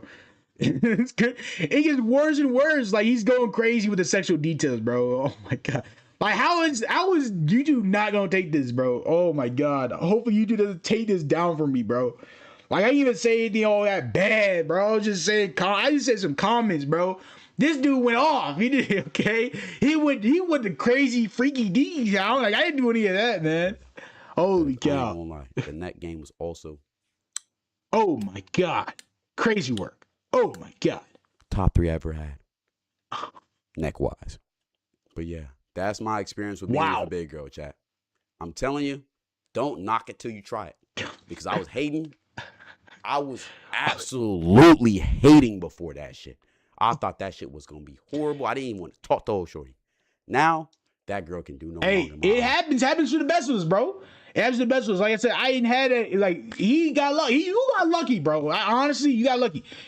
I've been with someone who was big, didn't have that experience. Okay, so for someone who, you know, you say you don't get to try. I understand. Like, it for certain people, yeah. For others, like, it's not always gonna hit the way like we think it's gonna hit. Like, oh yeah, I gotta do it, but it ends up failing, or I don't want to do it, and it ends up succeeding. You know, we kind of like play ourselves into it, like I don't want to do it, and then we actually do it, and then we kind of like, oh my god, that was the best. That was the greatest. That was the greatest thing I've ever had. And then we do it, and it ends up being fucking horrible. Like, fuck, dude, I don't want to do that. I didn't want to do that, but like, why did I do that? Like that was me. I was like the second guy where I was like, god, why did I do that? Oh god, that was so stupid. That was stupid of me. I shouldn't have done that. And I did it, and I shouldn't have done. You know, I pulled back. I finished. I finished the game. I didn't pass the controller. There was no one to pass to. I finished the game as is. But that's all I could do. Man. I just finished the game. Kept it going. She could be 300 pounds. I would still try. I would still go. I would still try. Crazy word. It would be fucking easy for her. God. And she actually lost weight recently, so. That's good. Hey, slay back. Hey, but slay that. Hey, yeah, that's the story for that. Let's get it. So, if you're ever wondering who's the top of my list, it is for sure Ashley. Deadass though. Okay, I feel like I do got to give a moral to the story now because niggas is frying me in chat. Look, the moral of the story, never judge a book by its cover, bro.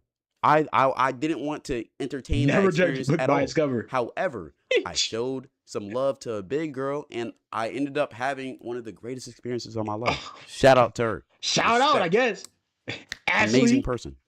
Crazy. Hey. And again, chat, she was pretty. Like, she wasn't super big, and she was low key thick. But ain't nothing wrong with a big girl, bro. Ain't nothing wrong, right? Yeah, that should be the moral of the story. Ain't nothing wrong, bro. Cloud would crack James Charles for a bag of chips. Fuck you. Crazy work.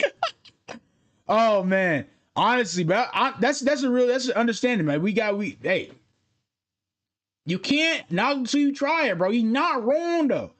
You gotta keep it low key. I mean, not low key as in like keep it under the rug. No, you actually got like, hey, try it, see what happens. I didn't have the best experience, so it didn't work for me. But for some people, they may like it. They may enjoy it. They may fuck around and just love that person to death. Okay, hey, that's it for you, dude. Do you? I don't do that, but do you, dude? Do you? I'm not hating. I'm not judging, bro. I'm not judging. You love who you love, bro. Love who you love. Anyway, I got another video for y'all, bro. That was a funny video. I'm not gonna lie to you. That was a funny ass video. Okay, a lot of stories I had to talk about. Okay, during that shit, bro. But hey.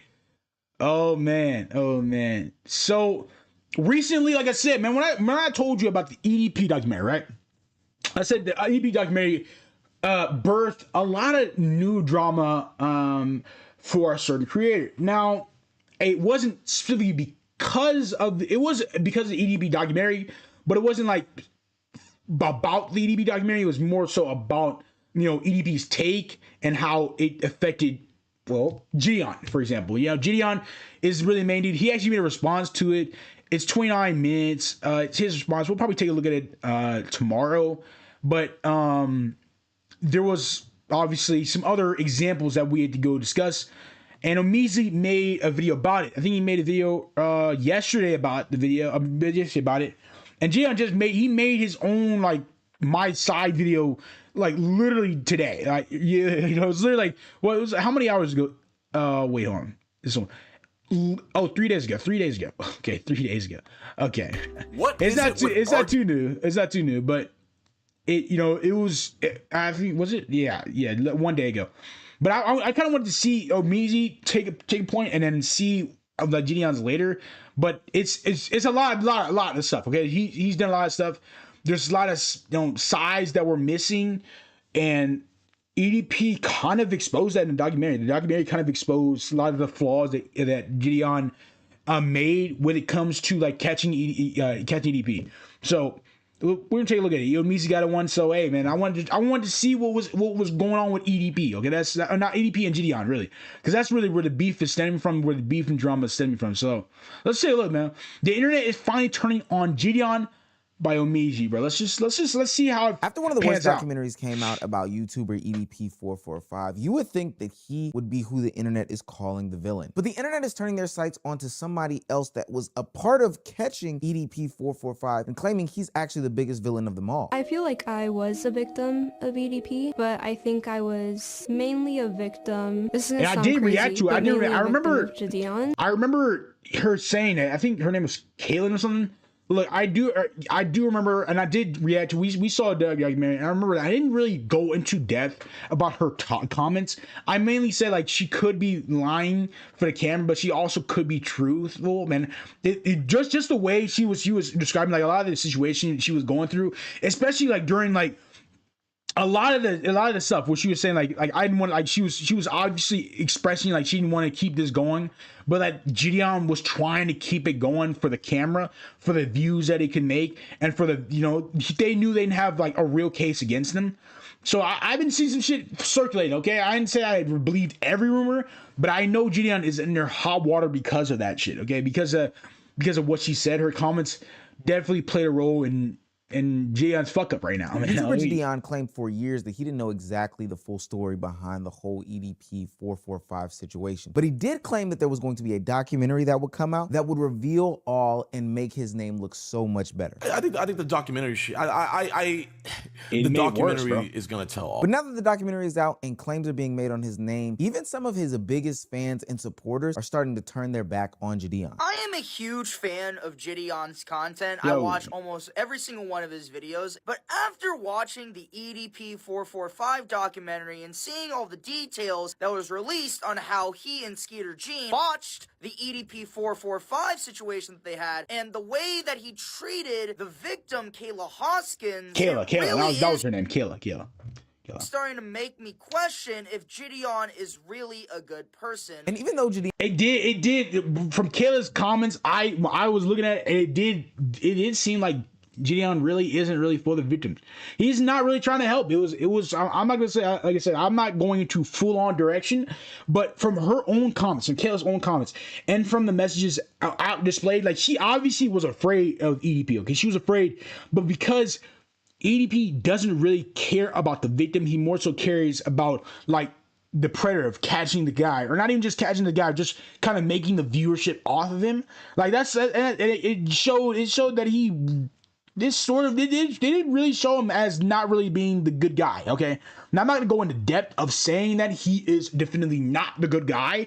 Like, we don't have enough evidence to back that up. But at the same time, this dude is claiming a lot of shit that he was claiming. It made him look worse. It made him, Gideon, and Skeeter Jean look pretty bad too, man. Just the way they were going about it. But overall, I think it did make I mean, he did look like he was victimizing Kayla to a certain extent, though. Gideon has come out making a video with receipts proving that everything that Kayla said wasn't 100% factual and that she's actually targeting him. There are still fans that are coming for his head because they're not really questioning Gideon's involvement in the content of it all when it comes to the EDP445 catch. They're asking themselves, has Gideon really changed and banned his old ways as a content creator for the better of him and society? If you're new to this and you haven't already, please hit that subscribe button. It's gonna go a long, long way. We're like really close to 185. I think we actually might get it today with this upload. You gotta be a part of that group that does hit that subscribe button. Now, back into the video. Look, I and other YouTubers have discussed the disgusting nature of the documentary that came out covering EDP445. Not necessarily because of how EDP445's actions were, albeit we can all agree that those were disgusting in and of itself, but the nature as to how they went about doing the documentary and the things that we discovered behind closed doors that got like EDP was like we've already discovered it, but EDP was genuinely sick, bro. Okay, we've already seen the mind of EDP, and his mind is very sick, very deplorable mind. Like, he actually thinks like some of these, he has very like, and he really kind of tells the truth of how like deeply misogynistic, deeply incel, ideology and alpha male he thinks he is. Like, he really proliferates those kind of like deep-seated hatred for society ways, man. Like, you honestly can see like the amount of hatred he has and the depression and isolation that follows. Like, this dude is so depressed and isolated by himself, as well as being a figurehead for hatred and dismay. It paints probably the perfect example of what an incel is. A perfect example of what truly a lonely loser is. A truly someone who thinks they're alpha male or thinks they're this and that. Like, these are the people that these guys like Andrew Tate, for example, are preaching to. They're preaching to guys like EDP who are lonely as hell, who have nothing going on in his life, who think all women in his life are the ones, the priors that are hurting him or making him feel this type of way or making him feel wrongly. These are the guys he's supporting.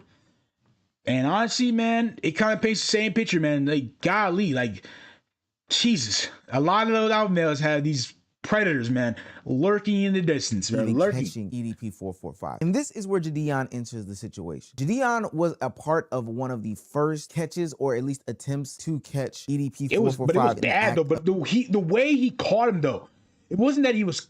It wasn't even that he caught him though. Like, he showed up to the dude's work. Okay, so that's the first thing. You can't even. It's not like he came up to you. Like, at least Alex Rosen got EDP to legit drive to his location. Jidion legit came to his work. He came to his work. So he's not work, but like came to the dialysis clinic. Okay, they came to the center that he was going to, which is crazy work. Okay, but they also like the victim in a sense, Kayla, for example. She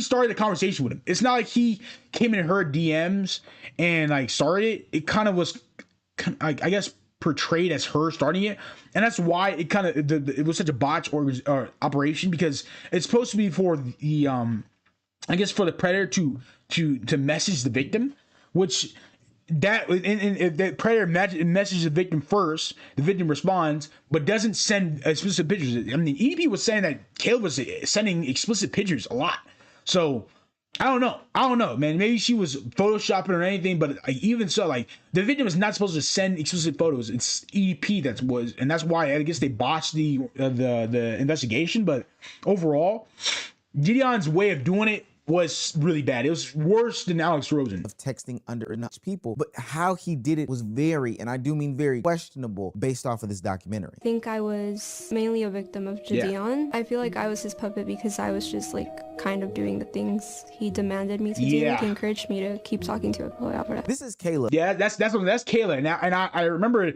her saying that, and yeah, it does seem like he was legit almost demanding and pushing Kayla to go to these extra boundaries, even sending these explicit photos to keep EDP in the loop. But that's what made the situation much worse, and that's why the police botched it. It was a botched investigation entirely. And honestly, and still, Jidion used it for views, so he obviously used it for a clout advantage. The 15-year-old decoy, who was actually a 15-year-old in real life, that was used in order to catch EDP 445 in an investigation about texting a minor. Now, what most people don't know is you can't do that. You can't use somebody that's actually... You can't use that view. Okay.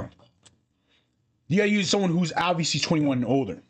You can't even use a 15-year-old. That's already bad as a whole. Like, you actually made her the victim anyway. Okay, so okay, wait a minute.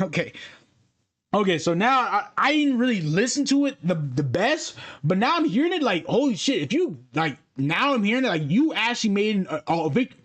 You actually got a victim. Like, this is a real 15-year-old girl. Which I'm hearing that she was real 15-year-old at the time. I think she said the documentary, I wasn't listening. I guess I tuned it out. Maybe I was tired or something. I don't know. But him saying that, she was 15 years old when that happened, or when that session was happening. That's really bad. It showed like you actually made her to be the victim. It's not. You're supposed to be. It's supposed to be like 21 or older. Like person, like decoy has to be older or 18 older. I think 18 or 21 and older. It has to be like someone who's like an actual investigator on the team. Like, she was an actual victim. Like, and she was used by Gideon for the views, for the way, like, the operation handled. But she was actively, like, a 15-year-old victim who was actually played by, obviously, EDP. That's how fucked up this is. Actually underage, in order to try to get them, the person that is being involved in this underage act, caught up. You have to use a decoy. Like, that's a pretty common thing in this situation. People started questioning the morals and ethics. But he didn't. Hearing that, he didn't even use decoy. He used a real person, a real life 15-year-old girl.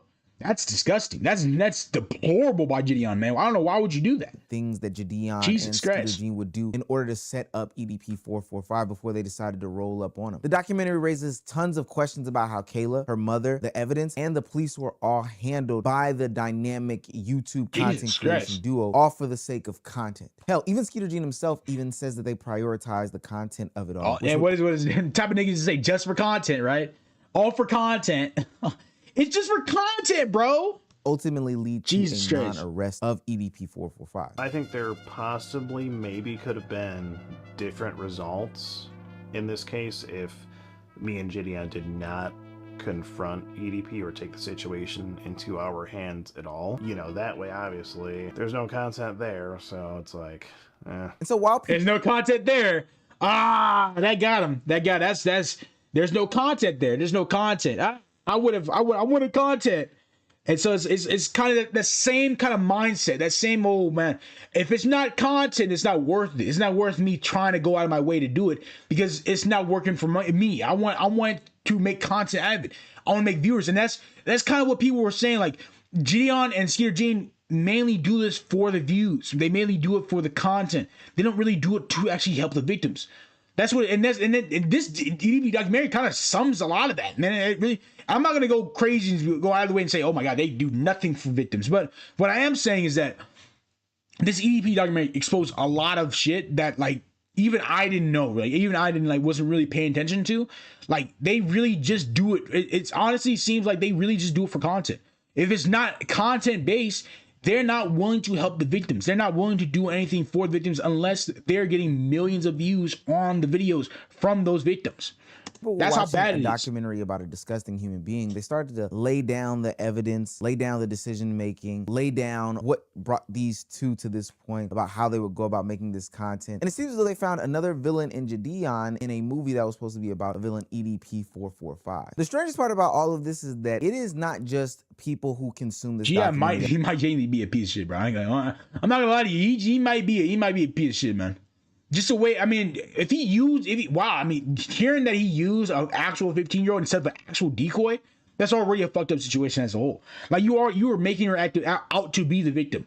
Like, you actually gave Gideon a live person, a live minor. That's bad. That's bad, bro. You can't do that. You can't do that. That's disgusting, man. Why would you do that? Nothing about Gideon who are bringing his feet to the fire. Some of these people are actually fans. These are the people that actually give him the benefit of the doubt in these different situations. Yet they are wanting to have questions be answered about the decision making and the choices that were made about this whole investigation that him and Skeeter had. What really made me want to look into this story is because Gideon actually does come out and respond to all of the allegations that happened. But even in that response, you have a certain subsection of people who are still looking at him as if he is crazy. This tweet from a Twitter user says, one of these children was predictably groomed by EDP, and Gideon, instead of properly stepping in, used her as a decoy. Huge crime to use minors as decoys. So he could dress up in a cupcake costume with Skeeter outside of EDP's dialysis center. Another Twitter user says, I honestly don't know what Gideon thought he was doing when he released his response. Hilariously bad. Gideon's week keeps getting worse. And albeit they do have some credibility there, I don't think that titling a video, I invited a known pred to a Discord server full of minors to see what would happen, is probably the that's not the best title I would have used.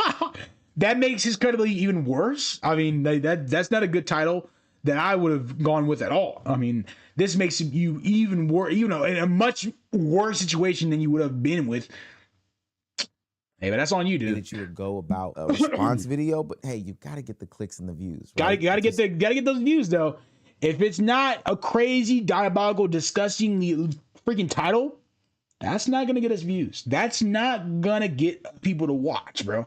We got to get people to watch somehow. Peter said, where's the content in that? So what exactly does his response say? For what it's worth, Gideon does clear things up, but he doesn't address the bigger question that's being asked in the conversation that is new about Gideon. And what has been a he said, she said so far, Gideon drops a response video titled My Side of the EDP doc, in which he provides receipts, Discord messages, iMessages, police documents, and a bunch of different evidence that does help clear his side. He addresses a lot of the serious, and I do mean serious, allegations and narratives that Kayla, the 15-year-old decoy, has placed on him as to his involvement in the whole EDP capturing situation. He starts it off by clarifying the fact that he did not find a 15-year-old and place that person in front of EDP, which I think is actually very good that he did, because a lot of people are running with that. Hopefully. Oh, we think. Like I said, that's why I didn't go based on like everyone's claims. Like I didn't go crazy. Like be like, oh my god, that he might be a piece of shit. But I'm not saying he's like, he did everything. He did a lot of things. I'm not saying it, but he didn't. I'm not saying he's 100% guilty. Okay, there are certain things, and what was weird is that EDP did say some things about it. Like he had said it in the interview, saying like she was going hammy. Like she was actually sending photos when a decoy is not supposed to do that. A victim or decoy isn't supposed to do that. So that makes the situation even worse. You know, they're not supposed to do that at all. It's supposed to just be EDP sending it. But I guess to make the content, you want to send yours so that you could.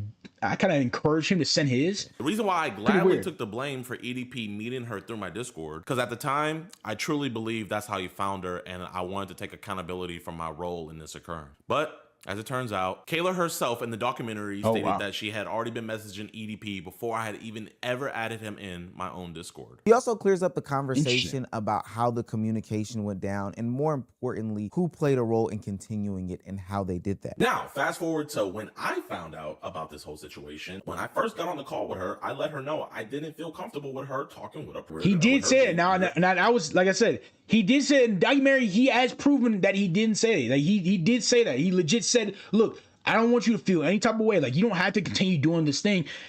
Like please, like step back if you have to. Like that's why I don't like I don't put full blame on Gideon. Like Gideon has done some things, of course. Yeah, he may have pushed certain knobs, but he like, especially for like, and that's what like the just for content type of shit, like that trope. And I'm not talking about that, man. I want to talk about that in the video, but just for content is kind of what hits me. And Skeeter Gene said it, and Gideon has said it too in his past. It really is just for content, and so it sounds like he is playing to the way, like, you know, I'm not really for the victims, and that's Skeeter Gene kind of almost played that, like, oh my, I don't really care about the victims. I care about, like, you know, like the content with the associated with the predators. But overall, I'm not like for what Kayla was saying, I'm not gonna entirely agree. Like I'm gonna agree for some things, certain things, like maybe like, hey, like you shouldn't have been like for one, the investigation. For one, like on Gideon's part, he shouldn't have allowed a 15-year-old girl to be talking to this EDP, okay? And he should have immediately told her to dead that shit. That's not gonna work. That's disgusting.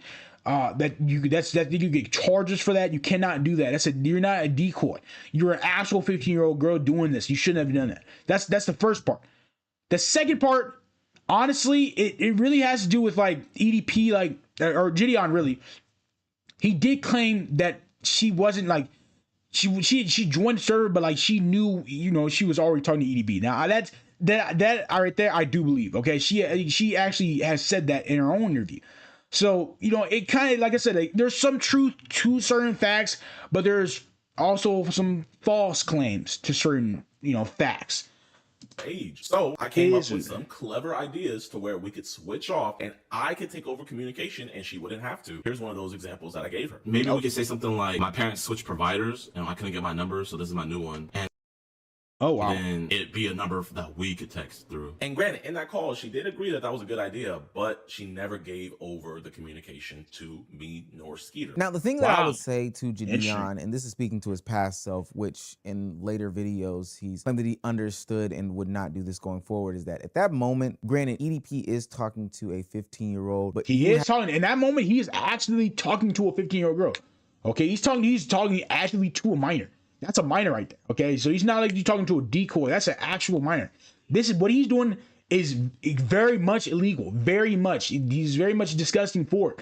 But like, I don't know if it was framed in a way that like like, was it framed to get him that way? Like, I don't know. But the point I'm trying to say is, like, I don't know, maybe was it set up by Kayla to do it, to like try to kind of do her own investigation, but like she kind of used herself as the decoy, even though she's not really a decoy.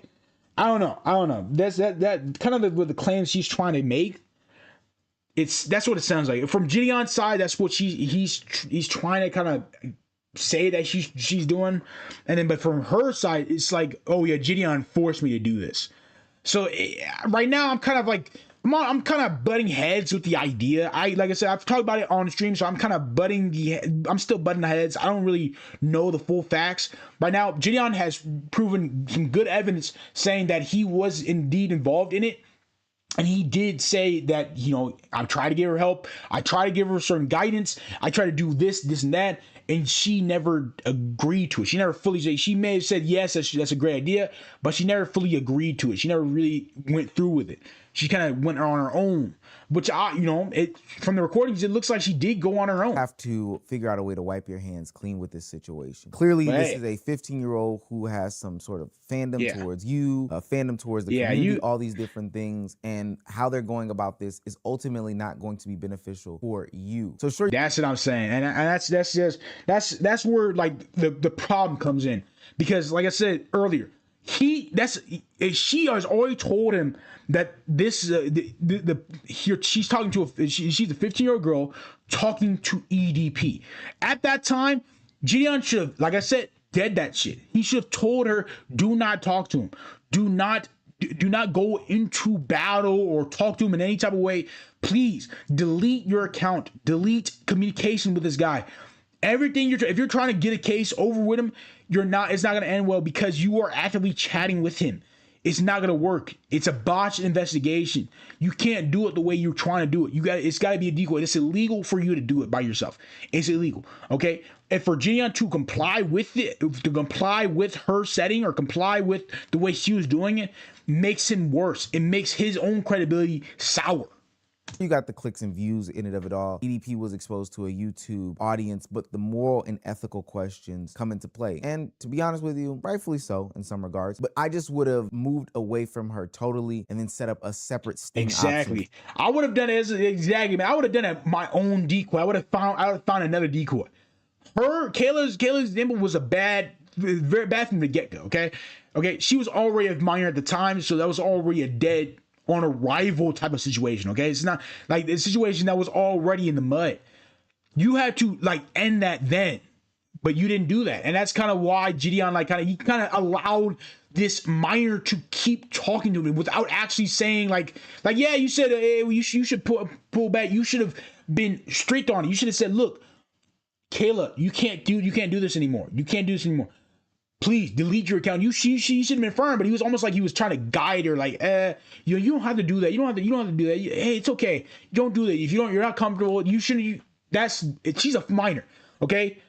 Fuck comfortability, relevant, man. She's talking to someone who's an actual predator, man.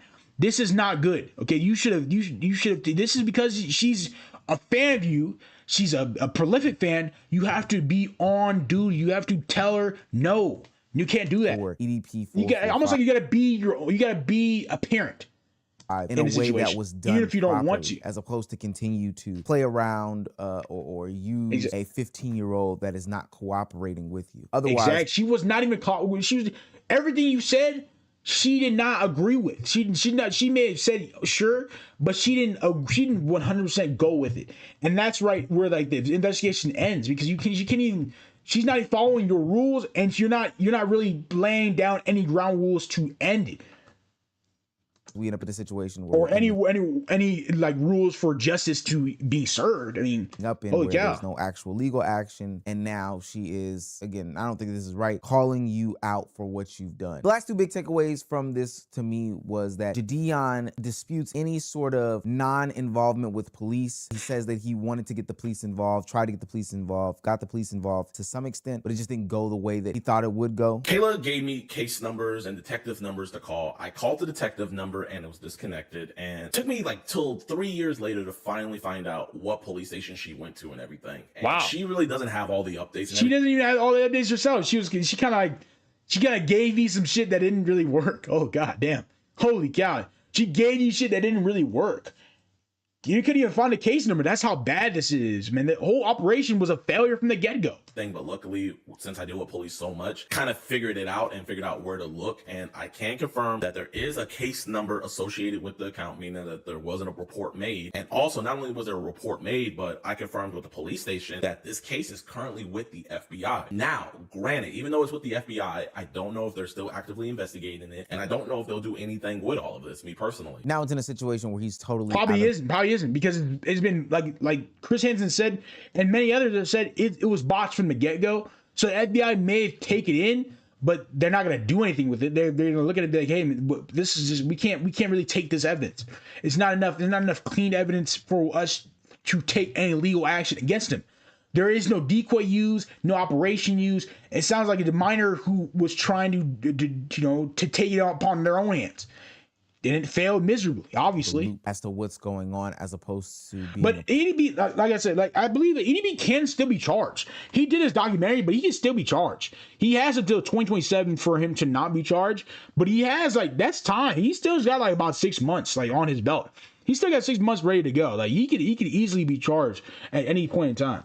Okay. He's still got 4 to 6 months, man. So we'll see. But arguably the most damning thing that he needed to clear up, he did when he went out and disputed the claim about him forcing Kayla to be the bait in the whole EDP sting operation. He actually breaks it down about it being her idea to volunteer herself as tribute. When I realized something. Volunteer yourself as tribute, bro. Hey, just show yourself being that person. Oh, God. That is disgusting. Volunteer yourself as tribute is such a crazy. What a crazy remark. That's what a crazy remark. Okay, that's that. Oh my God. Oh my God. We had Jayon. We gotta think better about our responses, bro. That's not a good response, bro. Hey, don't do that. Don't do that.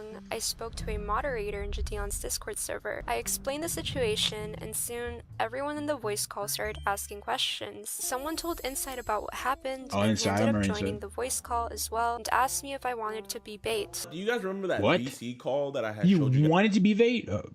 As earlier, that's the VC call that she's alluding to, and the people in the VC were coming up with ideas to get EDP to come out in person, and then Kayla decided to give herself up as tribute.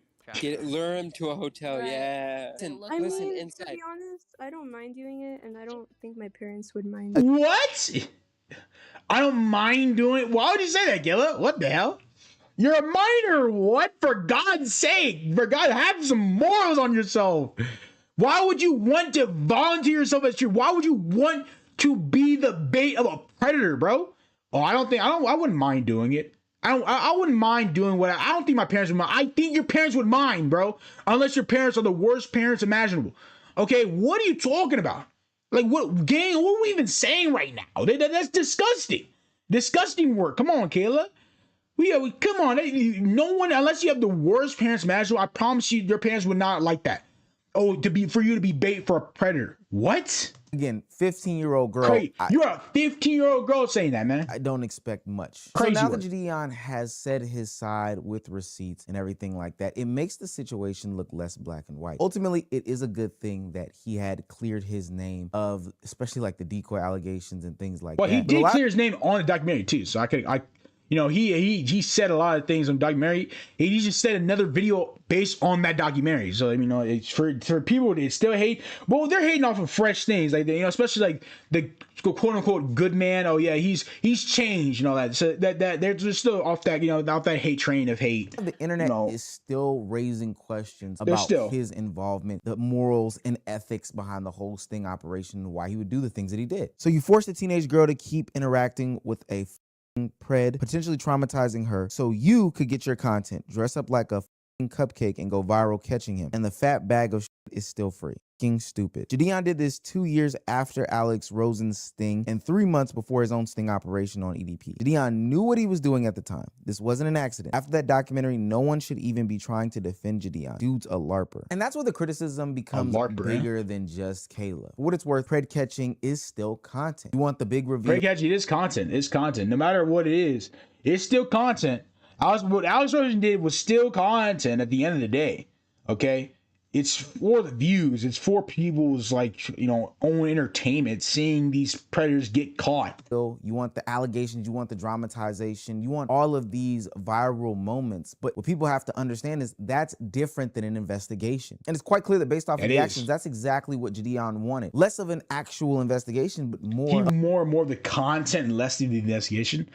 I get you. So you wanted to. I'm hearing him. She wanted more of the entertainment value, more of like the showmanship of this video, as opposed to having the quote unquote the viral actual investigation happening. Like, obviously, I think like Jidion has improved a lot better. Okay, he's actually getting investigations going, but yes, there are certain parts where it is straight up just it's straight up.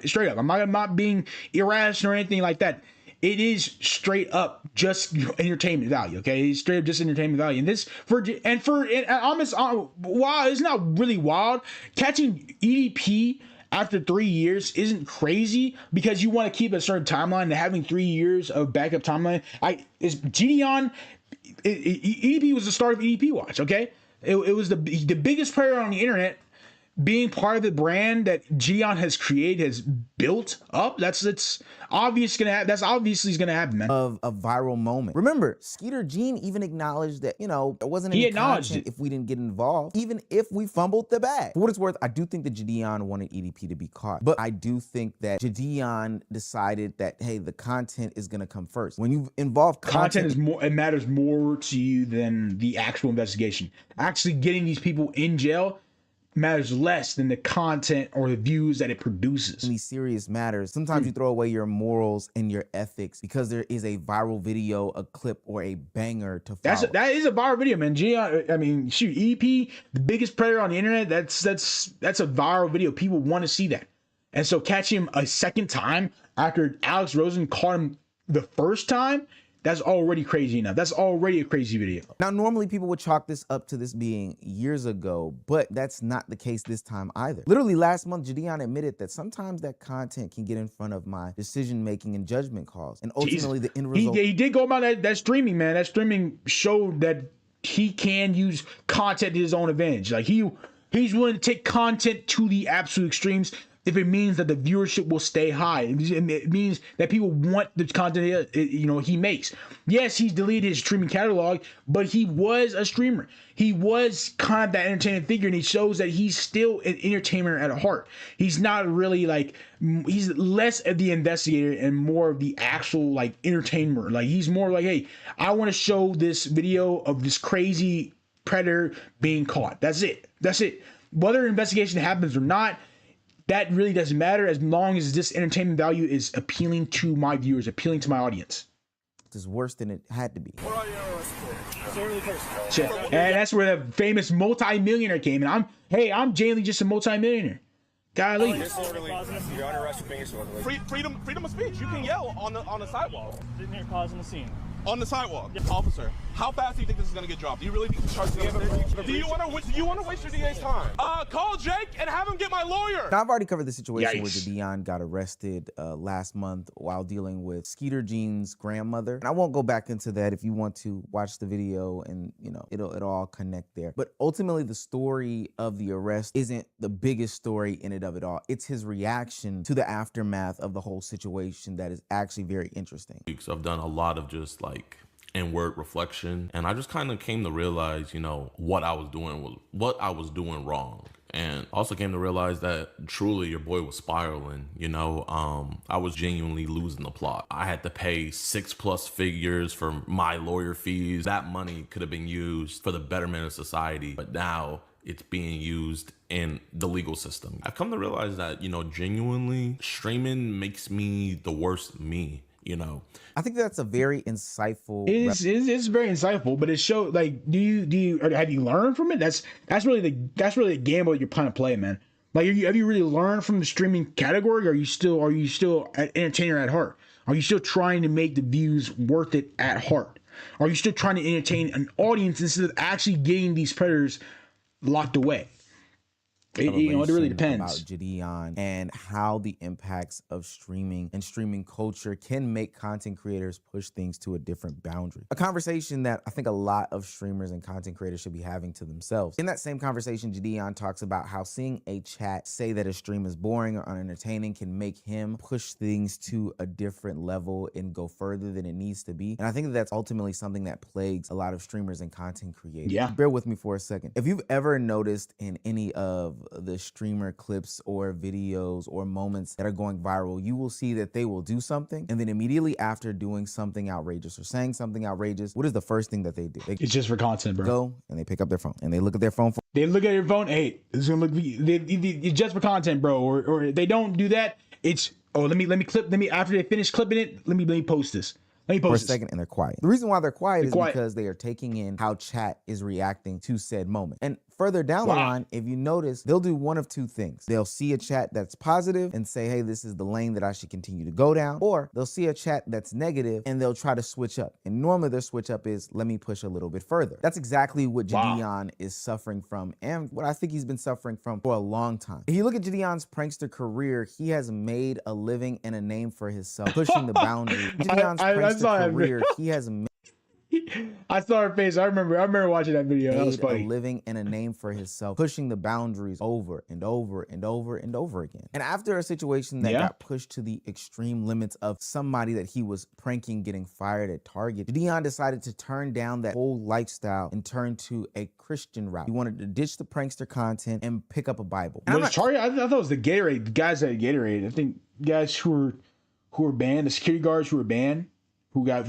fired for them. Questioning that pathway that he went down. I think it's actually very admirable that he decided to put that lifestyle away. But ultimately, maybe it was due to chat. Maybe it was because there was this good thing in catching these people that text underage people that he thought was going to be good for him. The extreme content ultimately crept back into his life. Instead of messing with strangers, he decided that he was going to expose. I'm going to expose predators.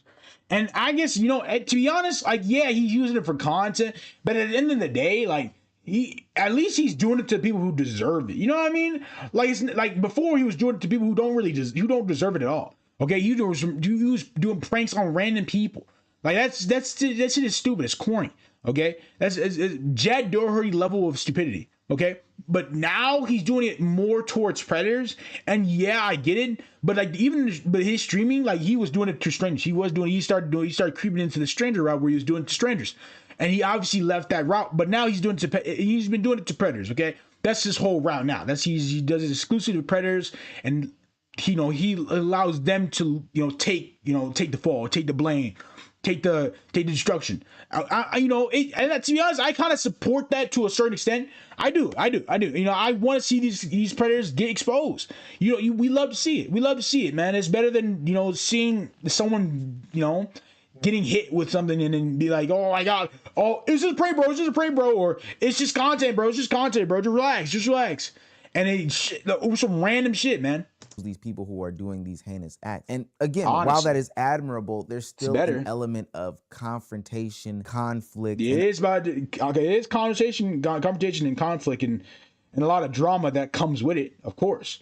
But like I said, it is better than the previous content he was making before. Other things that still cause for a push to be had. But ultimately, in the lane of the pred catching field, there are some levels of danger that are involved in it that I don't think Jidion or these other people really realize. You see, a prank video can get Jidion kicked out of a grocery store or, a public facility or whatever the case may be. But a pred catch can involve way too many.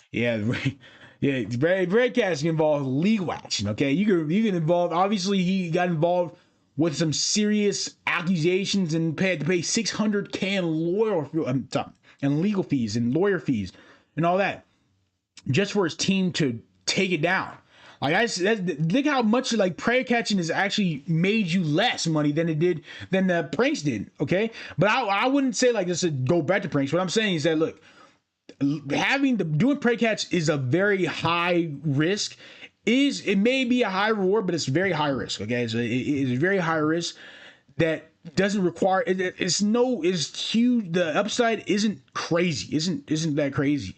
Especially when you think about how his trajectory has gone. Like he hasn't achieved the same drip that he's had on his prank channel.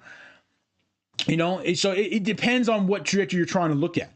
For what Gideon did it's a bit of a journey, man. I'm not gonna hold you. It's a bit of a journey. You know, he may do things that are just wildly different than it was back then, but at the same time, he's still exploiting the same type of thing. He's just not the same person, just the predators, but he's still exploiting the same ideas, the same kind of content engine that's still running to this day. People on serious. It's still about confrontation and drama with different people. Allegations, and if fumbled and not done properly, you can ultimately end up in a situation where you've done all this work. Maybe you've got the public embarrassment of it all, but ultimately you just have one more pred walking the streets, not necessarily facing the justice that they should be facing. So when Kayla's allegations came out right after Gideon himself admitted that content, you're allowing this to happen, and Gideon, you pushed yourself to this far. I mean, you kind of put yourself in this situation. There is no one else to like blame for that. I mean, you kind of put yourself in that kind of situation of pushing the content rather than pushing the investigation of that person. That's why EDP was allowed to leave the way he did, even though he was talking to a explicit 15-year-old girl. The investigation was entirely botched, entirely failed. Can make him push situations further. People started connecting the dots. The content changed, the intentions of it all changed, but people are really questioning whether Gideon's instincts to push the content further ever did change. And that's why Gideon can have a reasonable response to the things that he was involved in with the documentary, and people still not want him back. For what it's worth, Gideon's response to the whole situation does clear up a lot of different things. He said that he would take over communication. He said that he didn't push her to the point of, being the decoy. He didn't place this 15-year-old in front of EDP as a means to like use her as some sort of bait. And for what it's worth, I think that context matters. And that matters extremely. Especially for the people who continue bashing and saying like, hey, you put Kayla in this situation, or you demand that she would do this, or you pushed her on when she in fact did it most of it herself. She kind of play her own kind of investigator herself, without actually consulting with Gideon with it. And that's why the investigation didn't go the way he had hoped, because it wasn't flowing the way, it wasn't flowing the legal way. It was flowing more so like personally through Kayla's way. But, like I said, he did clear that up. And so that's not like, I wasn't pushing, I wasn't like, beating around the bush about that. About. So this isn't about saying Gideon secretly never changed or that his intentions with EDP were evil. That's not why people are turning on him. They're seeing a pattern. Gideon became famous by pushing situations further for content. He eventually tried leaving that behind through Christianity. Then pred catching gave him a reason to make extreme content again. And now we're seeing what happened. Hey, we're seeing a loop pretty much. That's what I said before. Like people, he just got to have controversy with a genuinely multimillionaire type of comment. So just seeing this again, it's just seeing the same train go by. He's still trying to do the same crazy stunt content, same for the entertainment value and for the content. It's not really for actually trying to help someone or actually trying to change for the betterment of Christianity. It's more so about, hey, let's get the next crazy moment that we can have on this channel and to pull a different type of audience or a different type of viewer. Not really changing for the better. Exists in situations where the consequences are much, much more serious. Skeeter Jean can admit how the content of it all affected their confrontation and approach to EDP. Hell, Gideon wore a full-on cupcake outfit. That was crazy. Yeah, he did all that, and that's over the top. Like you know what you're doing. You're doing it for the content. You're not doing. You're trying to dress up as this person for the content. That's all it is, man. That's all it is. You want to look ridiculous because it will drive more traffic to the view. If that's not screaming content, then I don't know what is. That's 15-year-old decoy. Kayla felt as if she was. It's not professional, bro. It doesn't look like you're actually trying to get it. By the whole process. And just weeks before the whole documentary released, Gideon admitted that entertaining an audience, reading that chat, can get him to do things that he would normally not ever do. Put those morals and ethics away for the content that's supposed to live today. So maybe Gideon did genuinely learn and grow as a person, but now people are questioning whether he learned when that camera needs to be turned off. Honestly, that's understandable. It's an interesting way of looking at it. It is. Honestly, God, it is an interesting way of looking at it. we'll have to see his response tomorrow or something like that. But honestly, God, like it's something that we need to think about. You know, it's something that needs to be thought. You know, really thought about. EDP, Gideon gave EDP exactly what he wanted, and Kayla kind of exposed him in a way that shows that he never really changed from his content. He may have changed the style, not style, but like, you know, like the niche. He may have changed his niche. Like he went from pranks to prank catching, but he never really changed the way he was going about it. He really is just for content. He really is just for the entertainment value. He's not really doing it for actual trying to get the investigations going. Some do pan out, but it's really, you know, it's almost like content first. Content first. If it just doesn't drive content or drive viewership, should we continue making it? Should we continue like pushing this forward? You know, or do we just like kind of, you know, take it back a notch, or do we just like kind of like leave it to rest, leave it to bed, and move on to another, you know, move the story on, you know, keep it going for someone else. You know, that's a story that we, you know, you constantly have to think about. Honestly, you honestly have to constantly think about, man. Shoot. Oh, we have one more video I want to check out with you guys. I accidentally pressed it earlier, but I want to I obviously want to come back and take a look at it again, because you know it's a video that I saw from one of my favorite animators. Come on, but true, bro. He's low key one of my favorite guys, bro. He's low key one of the dudes, bro. So I'll be watching, man.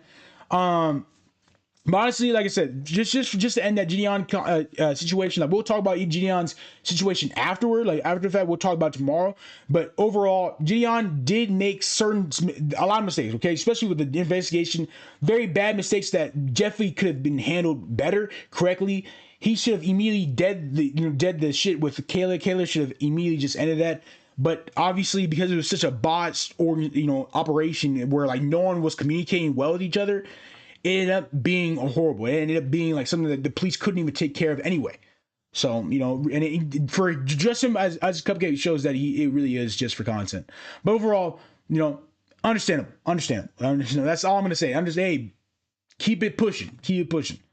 But this next one, I want to take a look at it by True, because I saw it the other day, and I saw it in Hawaii, bro. I was in Hawaii, bro, and I was looking, I was like, hey, I got to check it out. I want to see if I could check this out on the stream with you guys, man. So I'm going to be checking it out. I'm going to be playing the video right here, buddy, right here. So let's check this bad baby out. Let's get to it. Meeting your racist parents. That's gotta be hilarious, bro. Racist parents. You know what, bro? I've never met any racist parents, but it be the look. Hey, it be the look they give you, yo. It be that one weird, strange look that you like. You don't really belong here type of look. That kind of like, why are you here look? They suck their teeth, they may like say some things like that are just odd and weird. Like, so where's your family from? You live on the east side, huh? Closer, is that east side of the hood? Like they say some crazy shit. Like no, it's a suburb. No, oh, okay. I thought you lived in the hood. Because they're already assuming where you live. That stereotypical racist bullshit. Like, oh my god, the black guy gotta live in the hood. Oh, he's got to. If he's not living in the hood, if he's living in the suburbs, what are you doing? Is that real? Like, oh my god, this man must be rich as shit. No, I'm middle class, just like you, just having regular normal life. Yeah, I live in the suburbs. It is what it is. I'm not living in the hood every single second. Jesus Christ, not every black kid lives in the hood. But certain things. You see, their look is what matters. But let's continue. Let's see this. Arguing with someone modern day? Go. What is it with arguing with someone modern day that just turns them into their great-great-grandfather from the 1840s? I've been called the N-word several times in my life, and it always strikes a very... What, from the parents? What? No, bro. If a parent called me N-word, give me your hands. No, because No, because like my partner or my friend said, and their friend's parents say that shit. Oof. Lights out. It's lights out, bro. Someone, no, I'm not leaving the house with smiles on my face or a grumpy little attitude. Like they called me a bad word. Like, no, bro. You piece me, you gonna stand on your old shit, bro. You really gonna stand down. You gotta leave, bro. Like, put your paws up. Let's get to it. Let's get to it, bro. Like, no funny stuff, no none of funny business. No, get it out of the way, bro. Put your hands up, put your paws up. We're gonna do it. We're going 1 for 1. Let's go. That's what you gotta do. Because like if you don't do it, like who will? Like who will help you out? No one will help you out. You gotta do it on your own, bro. You gotta do it on your own. And for a parent to utterly say those words in the middle of your face right then and there, that's crazy work. Like I have probably gotten called the N-word maybe a handful of times. Like legit, like I can count at least 5 times. At least 5 times. But once you hit a certain like number, like like there are people that continue to still do it. Like I've had friends who are still getting hit with it. For me, like it ended probably like in like I would say like middle school, high school, like kind of like I don't know, man. It kind of just ended for me then. Like people didn't really do it. People really didn't care. High school definitely, because that's like when I like started to get bigger and started to get stronger. Like, especially because I went to the gym and all that. People didn't really mess with me like that. But for people, there are people that still dealt with it. Okay, now I don't know about that. Those people, man. I feel sorry for you, man, if you're going through that. But it happened to me. It really happened to me in like early my childhood. It happened in my elementary school, bro. It was probably early middle school, like 6th grade, 7th grade, and they kind of like dropped over. Like once I went to 7th, like probably 8th grade, like it was over with. It was over with, bro. Like no one really said anything to me like that. But you know, for some people, they still do it. Special murderous chord with me. Crazy you know work, though. I don't give a fuck anymore. I don't know who needs to hear it. Being angry does not grant you permission to be racist. I know, dude. Isn't it amazing that we can keep learning shit every single day, even though we should have already... You guys hear a lot of these stories that take place in Florida, but I was actually born and raised in Southside Chicago. Literally one of the birthplaces of the concept, fuck around and find out. Fuck around and find out. You say some crazy shit, I gotta adopt you for it. I gotta fold you, big buddy, bro. I gotta do it. I gotta do you in. Birthplace. Hey, you crazy where the Chicago area, deadly forces, bro. O Block, nigga with demons, bro. He was living with demons, actual people, actual demons. King Von, yo, you'll never see me there. You will never see me there. No, I will never walk in that area. Never. This dude was born in that area. I couldn't be born there. I mean, honestly, if you're born there, yeah, it'd be different. But like, golly, being there, oh shit,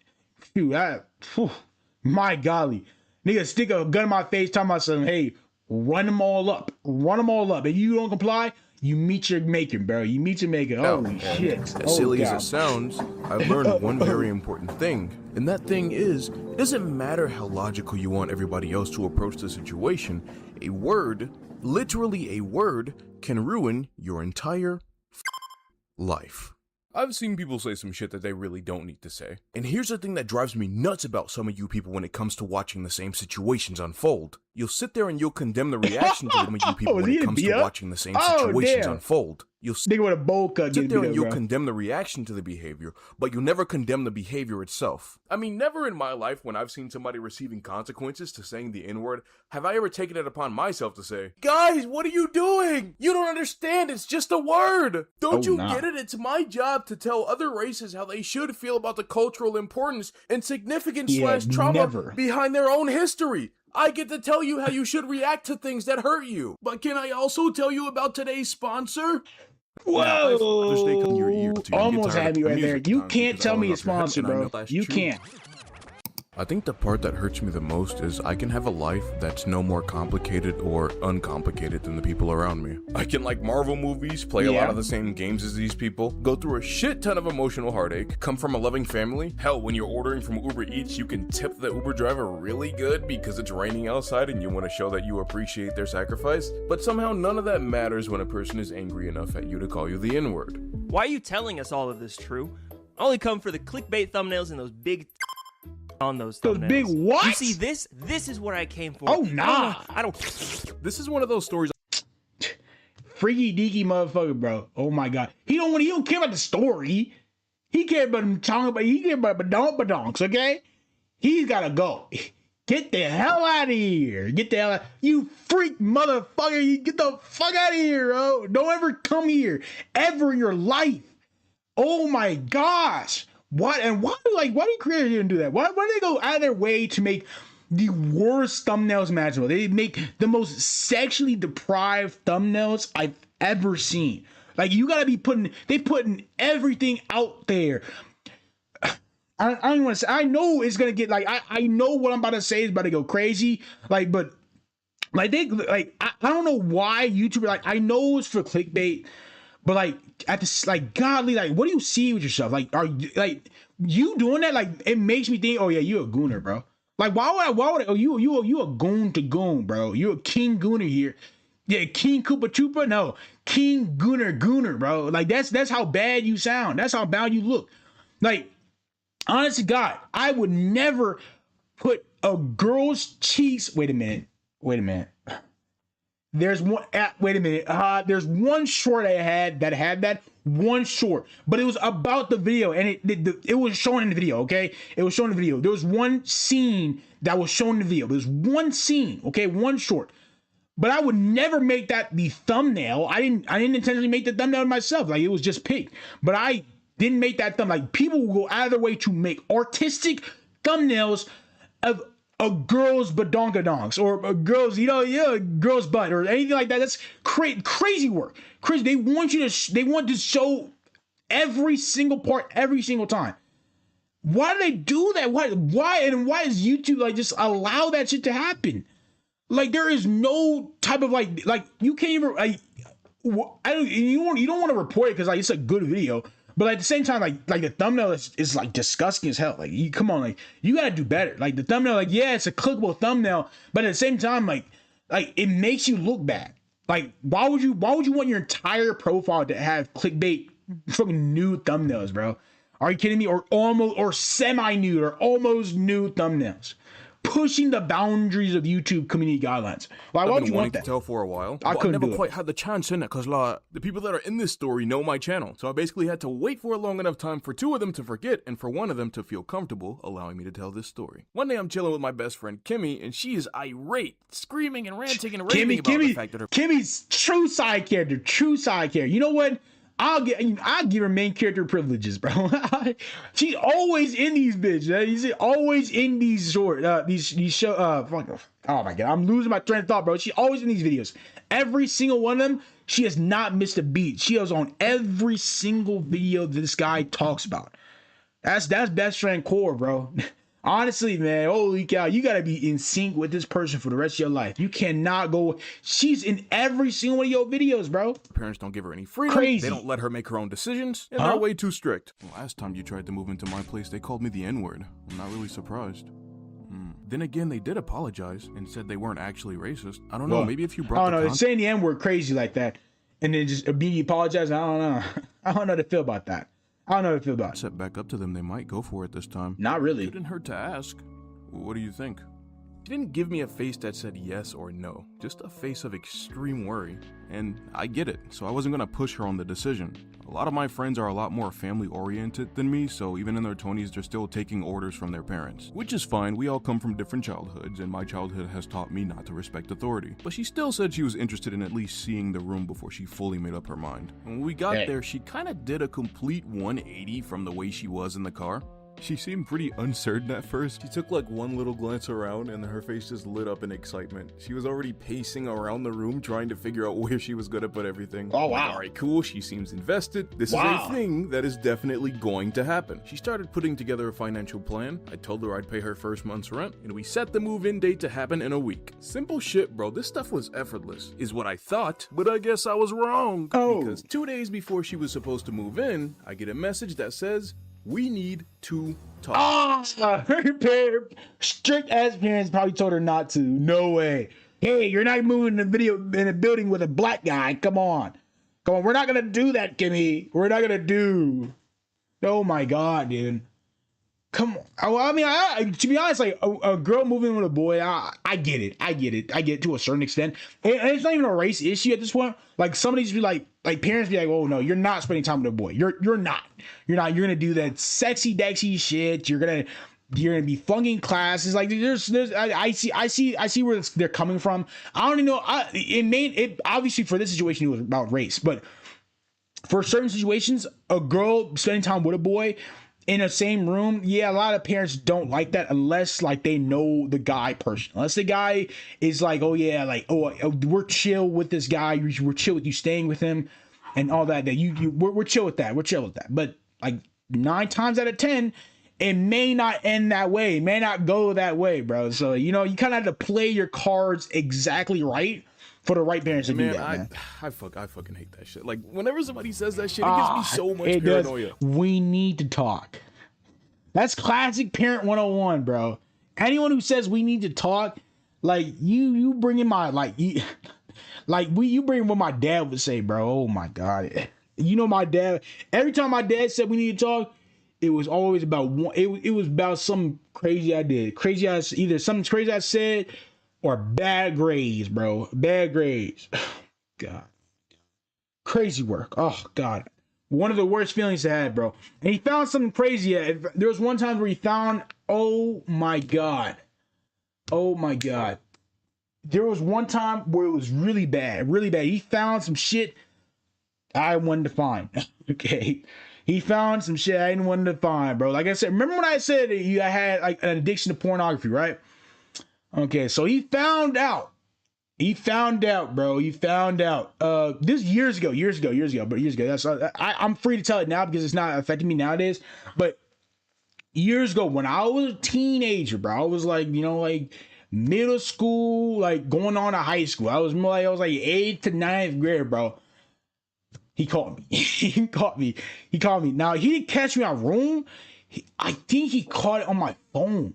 I think like he may have been going through my phone one time when I wasn't there. When I wasn't I may have not been looking, and you remember, you always gotta delete those tabs. You always gotta delete those tabs. Oh, I remember. I gotta tell this story because I remember though. I remember back like it was yesterday, bro. He found those tabs, bro. He found those tabs, and it's so sad, bro. I legit, bro. I think I was crying that day, yo, cause oh my God, he found the shit. I don't even care. I don't even care about talking about today because I don't live that life anymore. That like I'm 21 now. That happened when I was like 13, 14, 14, 15. 14, 15 years ago. But dude, I was so depressed, bro. I was so depressed that he found that out. It was bad. It was bad. It was really, really bad because I think he took my phone. I think he enrolled me in therapy, bro. He enrolled me in therapy, and I think I failed therapy, bro. Like I didn't fail it, but I stopped going to therapy. I stopped going to it after because I think he forgot about it, and I stopped going to it after maybe like a month or two, and then I came back. I came back to the habit, bro. It was that bad. It was that egregious. I came back to the habit, bro. It was that bad. Like I said, this happened a while back. I did get over this habit. It's disgusting habit. I got over it. Okay, this is a long time ago, so I'm free. I'm free enough to talk about this, but like. Man, I remember that. And he sent me that text message. Because I didn't think that he didn't bring it up to he saw my phone, right? But he allowed my phone. He let my phone left it there, right?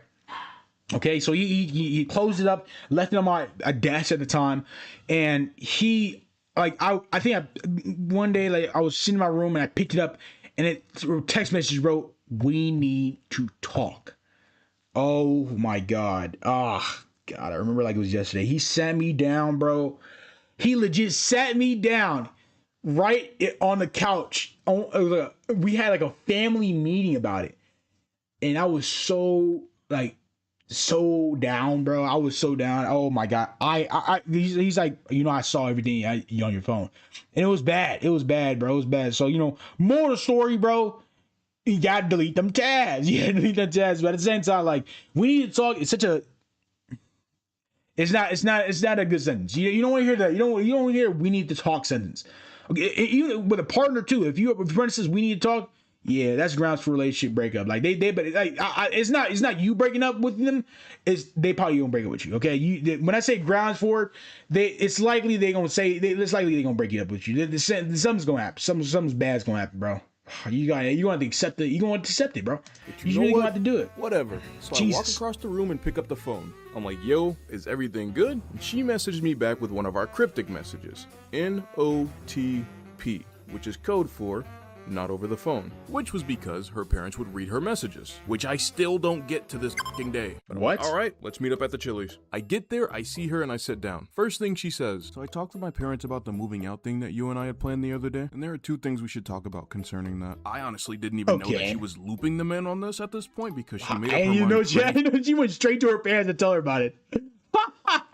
I know. Wow, she must have got very strict parents, like very strict. Like she went straight to her parents and said, "Hey, I want to move over to this black guy." Oh my God. Her parents had some choice words, bro. Had some really choice words that I wouldn't have used ever, but they used, and they used them good. Okay. The other night without crazy. Them, she goes, "So my parents never actually apologized." She said that she only told me that they apologized so that way I'd stop thinking about it and stop being hurt by it. Oh, and damn. She can't move in with me like she had planned because moving in with me would mean that she loses her parents. So you mean to tell me that every single... What? Wait a minute. So if she moves in with you, her parents will immediately go racist,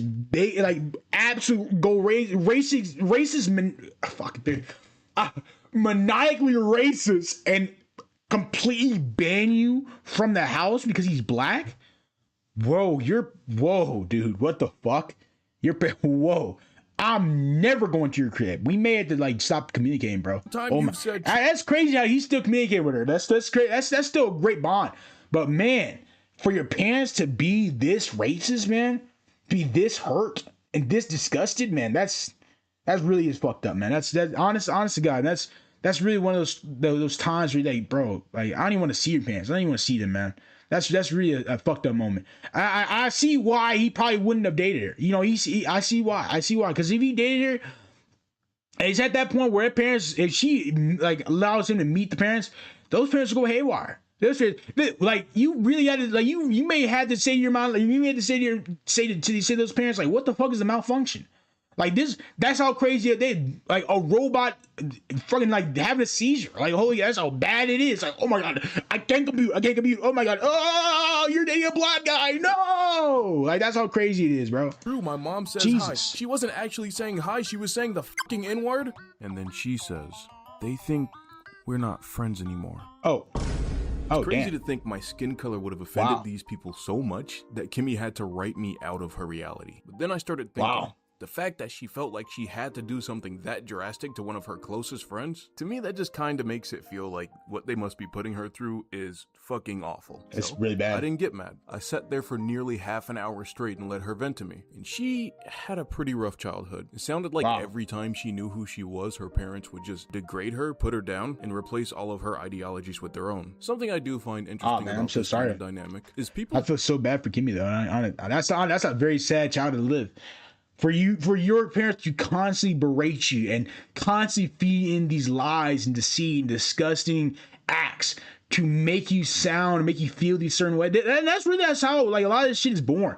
A lot of hatred in society is born because parents think these certain things. They're passed down through the generations. So you're getting the same thing over and over and over again. That's how racism continues to proliferate society, or homophobia continues to proliferate society because of the same, or transphobia too. Like it's the same.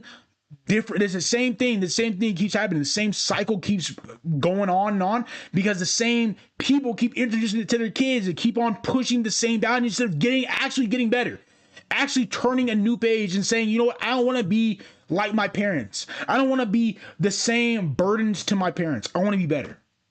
And unfortunately, right now there are too many people in society that still keep the same generational cycle going. I tend to think that racist people just spout this bullshit to their kids and turn their kids racist, but they do. It's because the kids operate out of a clean slate. They don't know.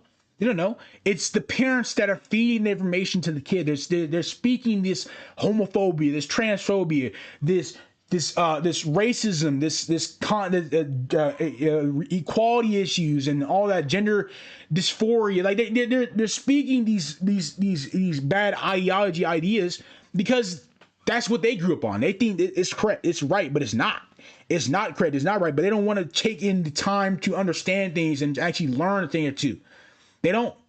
They want to keep on saying the same hatred things. Nobody ever really mentions that demographic of people who grew up hearing racist stuff from their parents, believe not a shred of it, but have such a low self-esteem that they have to sit there and listen to their parents explain the way the world doesn't work. And I definitely did tell her to never lie to me just because she's afraid of how I react to the truth, because we are much too old for that. But at the same time, I understood why she did what she did, and I also understood that even if she didn't move in, I was glad that we were still friends, because she was truly an amazing person for being who she is, but coming from where she did.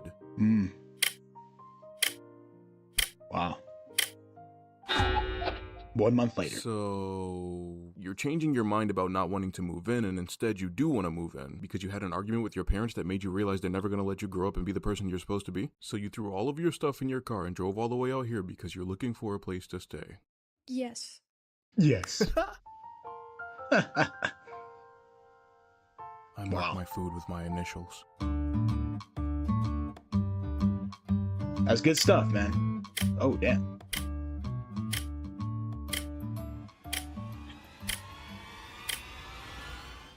So true. And that's how the story happened. Oh, he met her parents.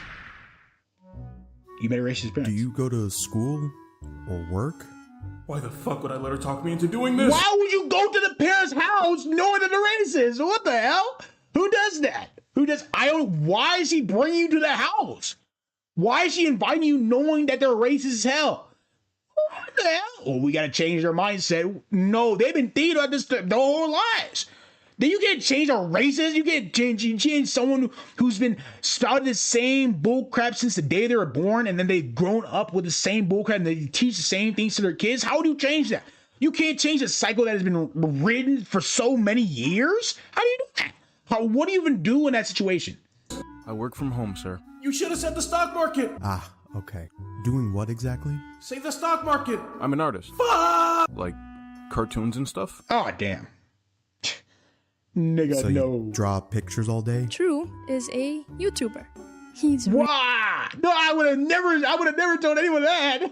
I would have told him I'm a creator or something. Shit. Good. Yes, I think I've heard of that before. It's a nice hobby. Nice hobby indeed. Nice hobby indeed. How are you paying for this place before my daughter came along? I mean, with money, honestly. I was starting to get a little pissed off with this guy. No answer I ever gave him was good enough. And he spent almost 40 minutes doing nothing but talking to me in a way that either hints at me being a criminal, very condescending and showing that, hey, very stereotypical conversation. Why? Come here. Why would Kimmy invite you over here, bro? What the hell? What was going on through her mind? Like, what? I would have never in my life joined it up, man. Being a bad person, or denotes that I don't have an education, or just blatantly talking shit about his own daughter. Why the hell is he insulting his daughter, bro? Like, actually shitty father right here, bro. Actually shitty father. to make it where I don't want to hang out with her anymore. That internet stuff is so iffy sometimes. I'm glad we sent Kimmy to school. I always tell her to stick with what she knows. This is a pretty big space for one guy. I am trying to understand how a young man can afford all of this. I'm still trying to understand how a young man can afford an apartment on being a YouTuber. Let's keep in mind that I do not live in a high-income neighborhood. My apartment is shit. This is my small-ass room. Oh, damn. I don't even have a bed in my room. Oh, he doesn't have a bed. Like he sleeps on a couch? Or of us to pay for this place every month. The last group of people that lived here drew graffiti on the walls. The only good thing about this place is my cat, and I think he fucking hates me. Wait, don't do that. I'm trying to prove a point. Okay, I need to calm down. Anyway, it was pretty clear to me that he was trying to accuse me of being a drug dealer. I kept politely reminding him that I buy things with my money. Money from what? I just told you. I think he's asking. Yeah, I think I know what he's asking. I draw cartoons on the internet, sir. That's it. He doesn't even acknowledge what I just said. He just goes on some... Well, how do you do that? How do you do that? Like, they're very condescending, very like, nah, I don't know, I'll believe you. How are you getting your money? You're drug dealing, huh? You're slinging that dope, huh? You slinging that dope, you N-word. You sling that dope, you doing it. What the fuck? Well, why are we here? Why? Like, honestly, like, I had to excuse myself. Yeah, excuse me, bro. I had to go. I got some things to do. I had to run belligerent rant about how crime in America is getting worse and worse by the year, embarrassing himself and his daughter in the process. Yet he wants me to think I'm the ignorant one. But I just decide I'm gonna let this guy finish ranting. I'm not going to tell him that I helped Kimmy pay for her rent. I'm not gonna tell him that I come from a loving family, because I don't need to justify or defend myself against some lunatic that doesn't know me and doesn't care to know me because he'd prefer to just go off the shit he made up in his brain. Well, it's about time we get out of here. So I stand up, walk over to shake his hand, he looks down at it, and... Young man, it was nice meeting you. No! Wow, what a disrespectful piece of shit, bro. Holy shit. He couldn't have the decency just to shake your hand as a man to man? Golly, what racism is too far up this guy's ass, man. I ain't gonna hold you too. Yikes. Completely disregards me as a man. I wouldn't... Both of her parents leave, but rest assured, it is not the last time I have the misfortune of coming into contact with them. What the hell? I just thought... I'm sorry. Kimmy, I thought I already told you. Don't apologize to black people. We'll get confused and think that we actually have rights. Don't apologize to black people. What? Dork. I'm still on their head. With my foot on their neck. All I want is respect. Always chasing. Honestly, man, that's you. I don't know why Kimmy brought you in that situation to begin with, bro. That's not a good situation. I don't like that situation, bro. I really don't, man. That's not a good situation to be in. Oh my gosh. Why would she bring you there? I had to hit her with the same response. We need to talk. you gotta hit her. She hit me with that earlier. I gotta hit her back with it. We need to talk.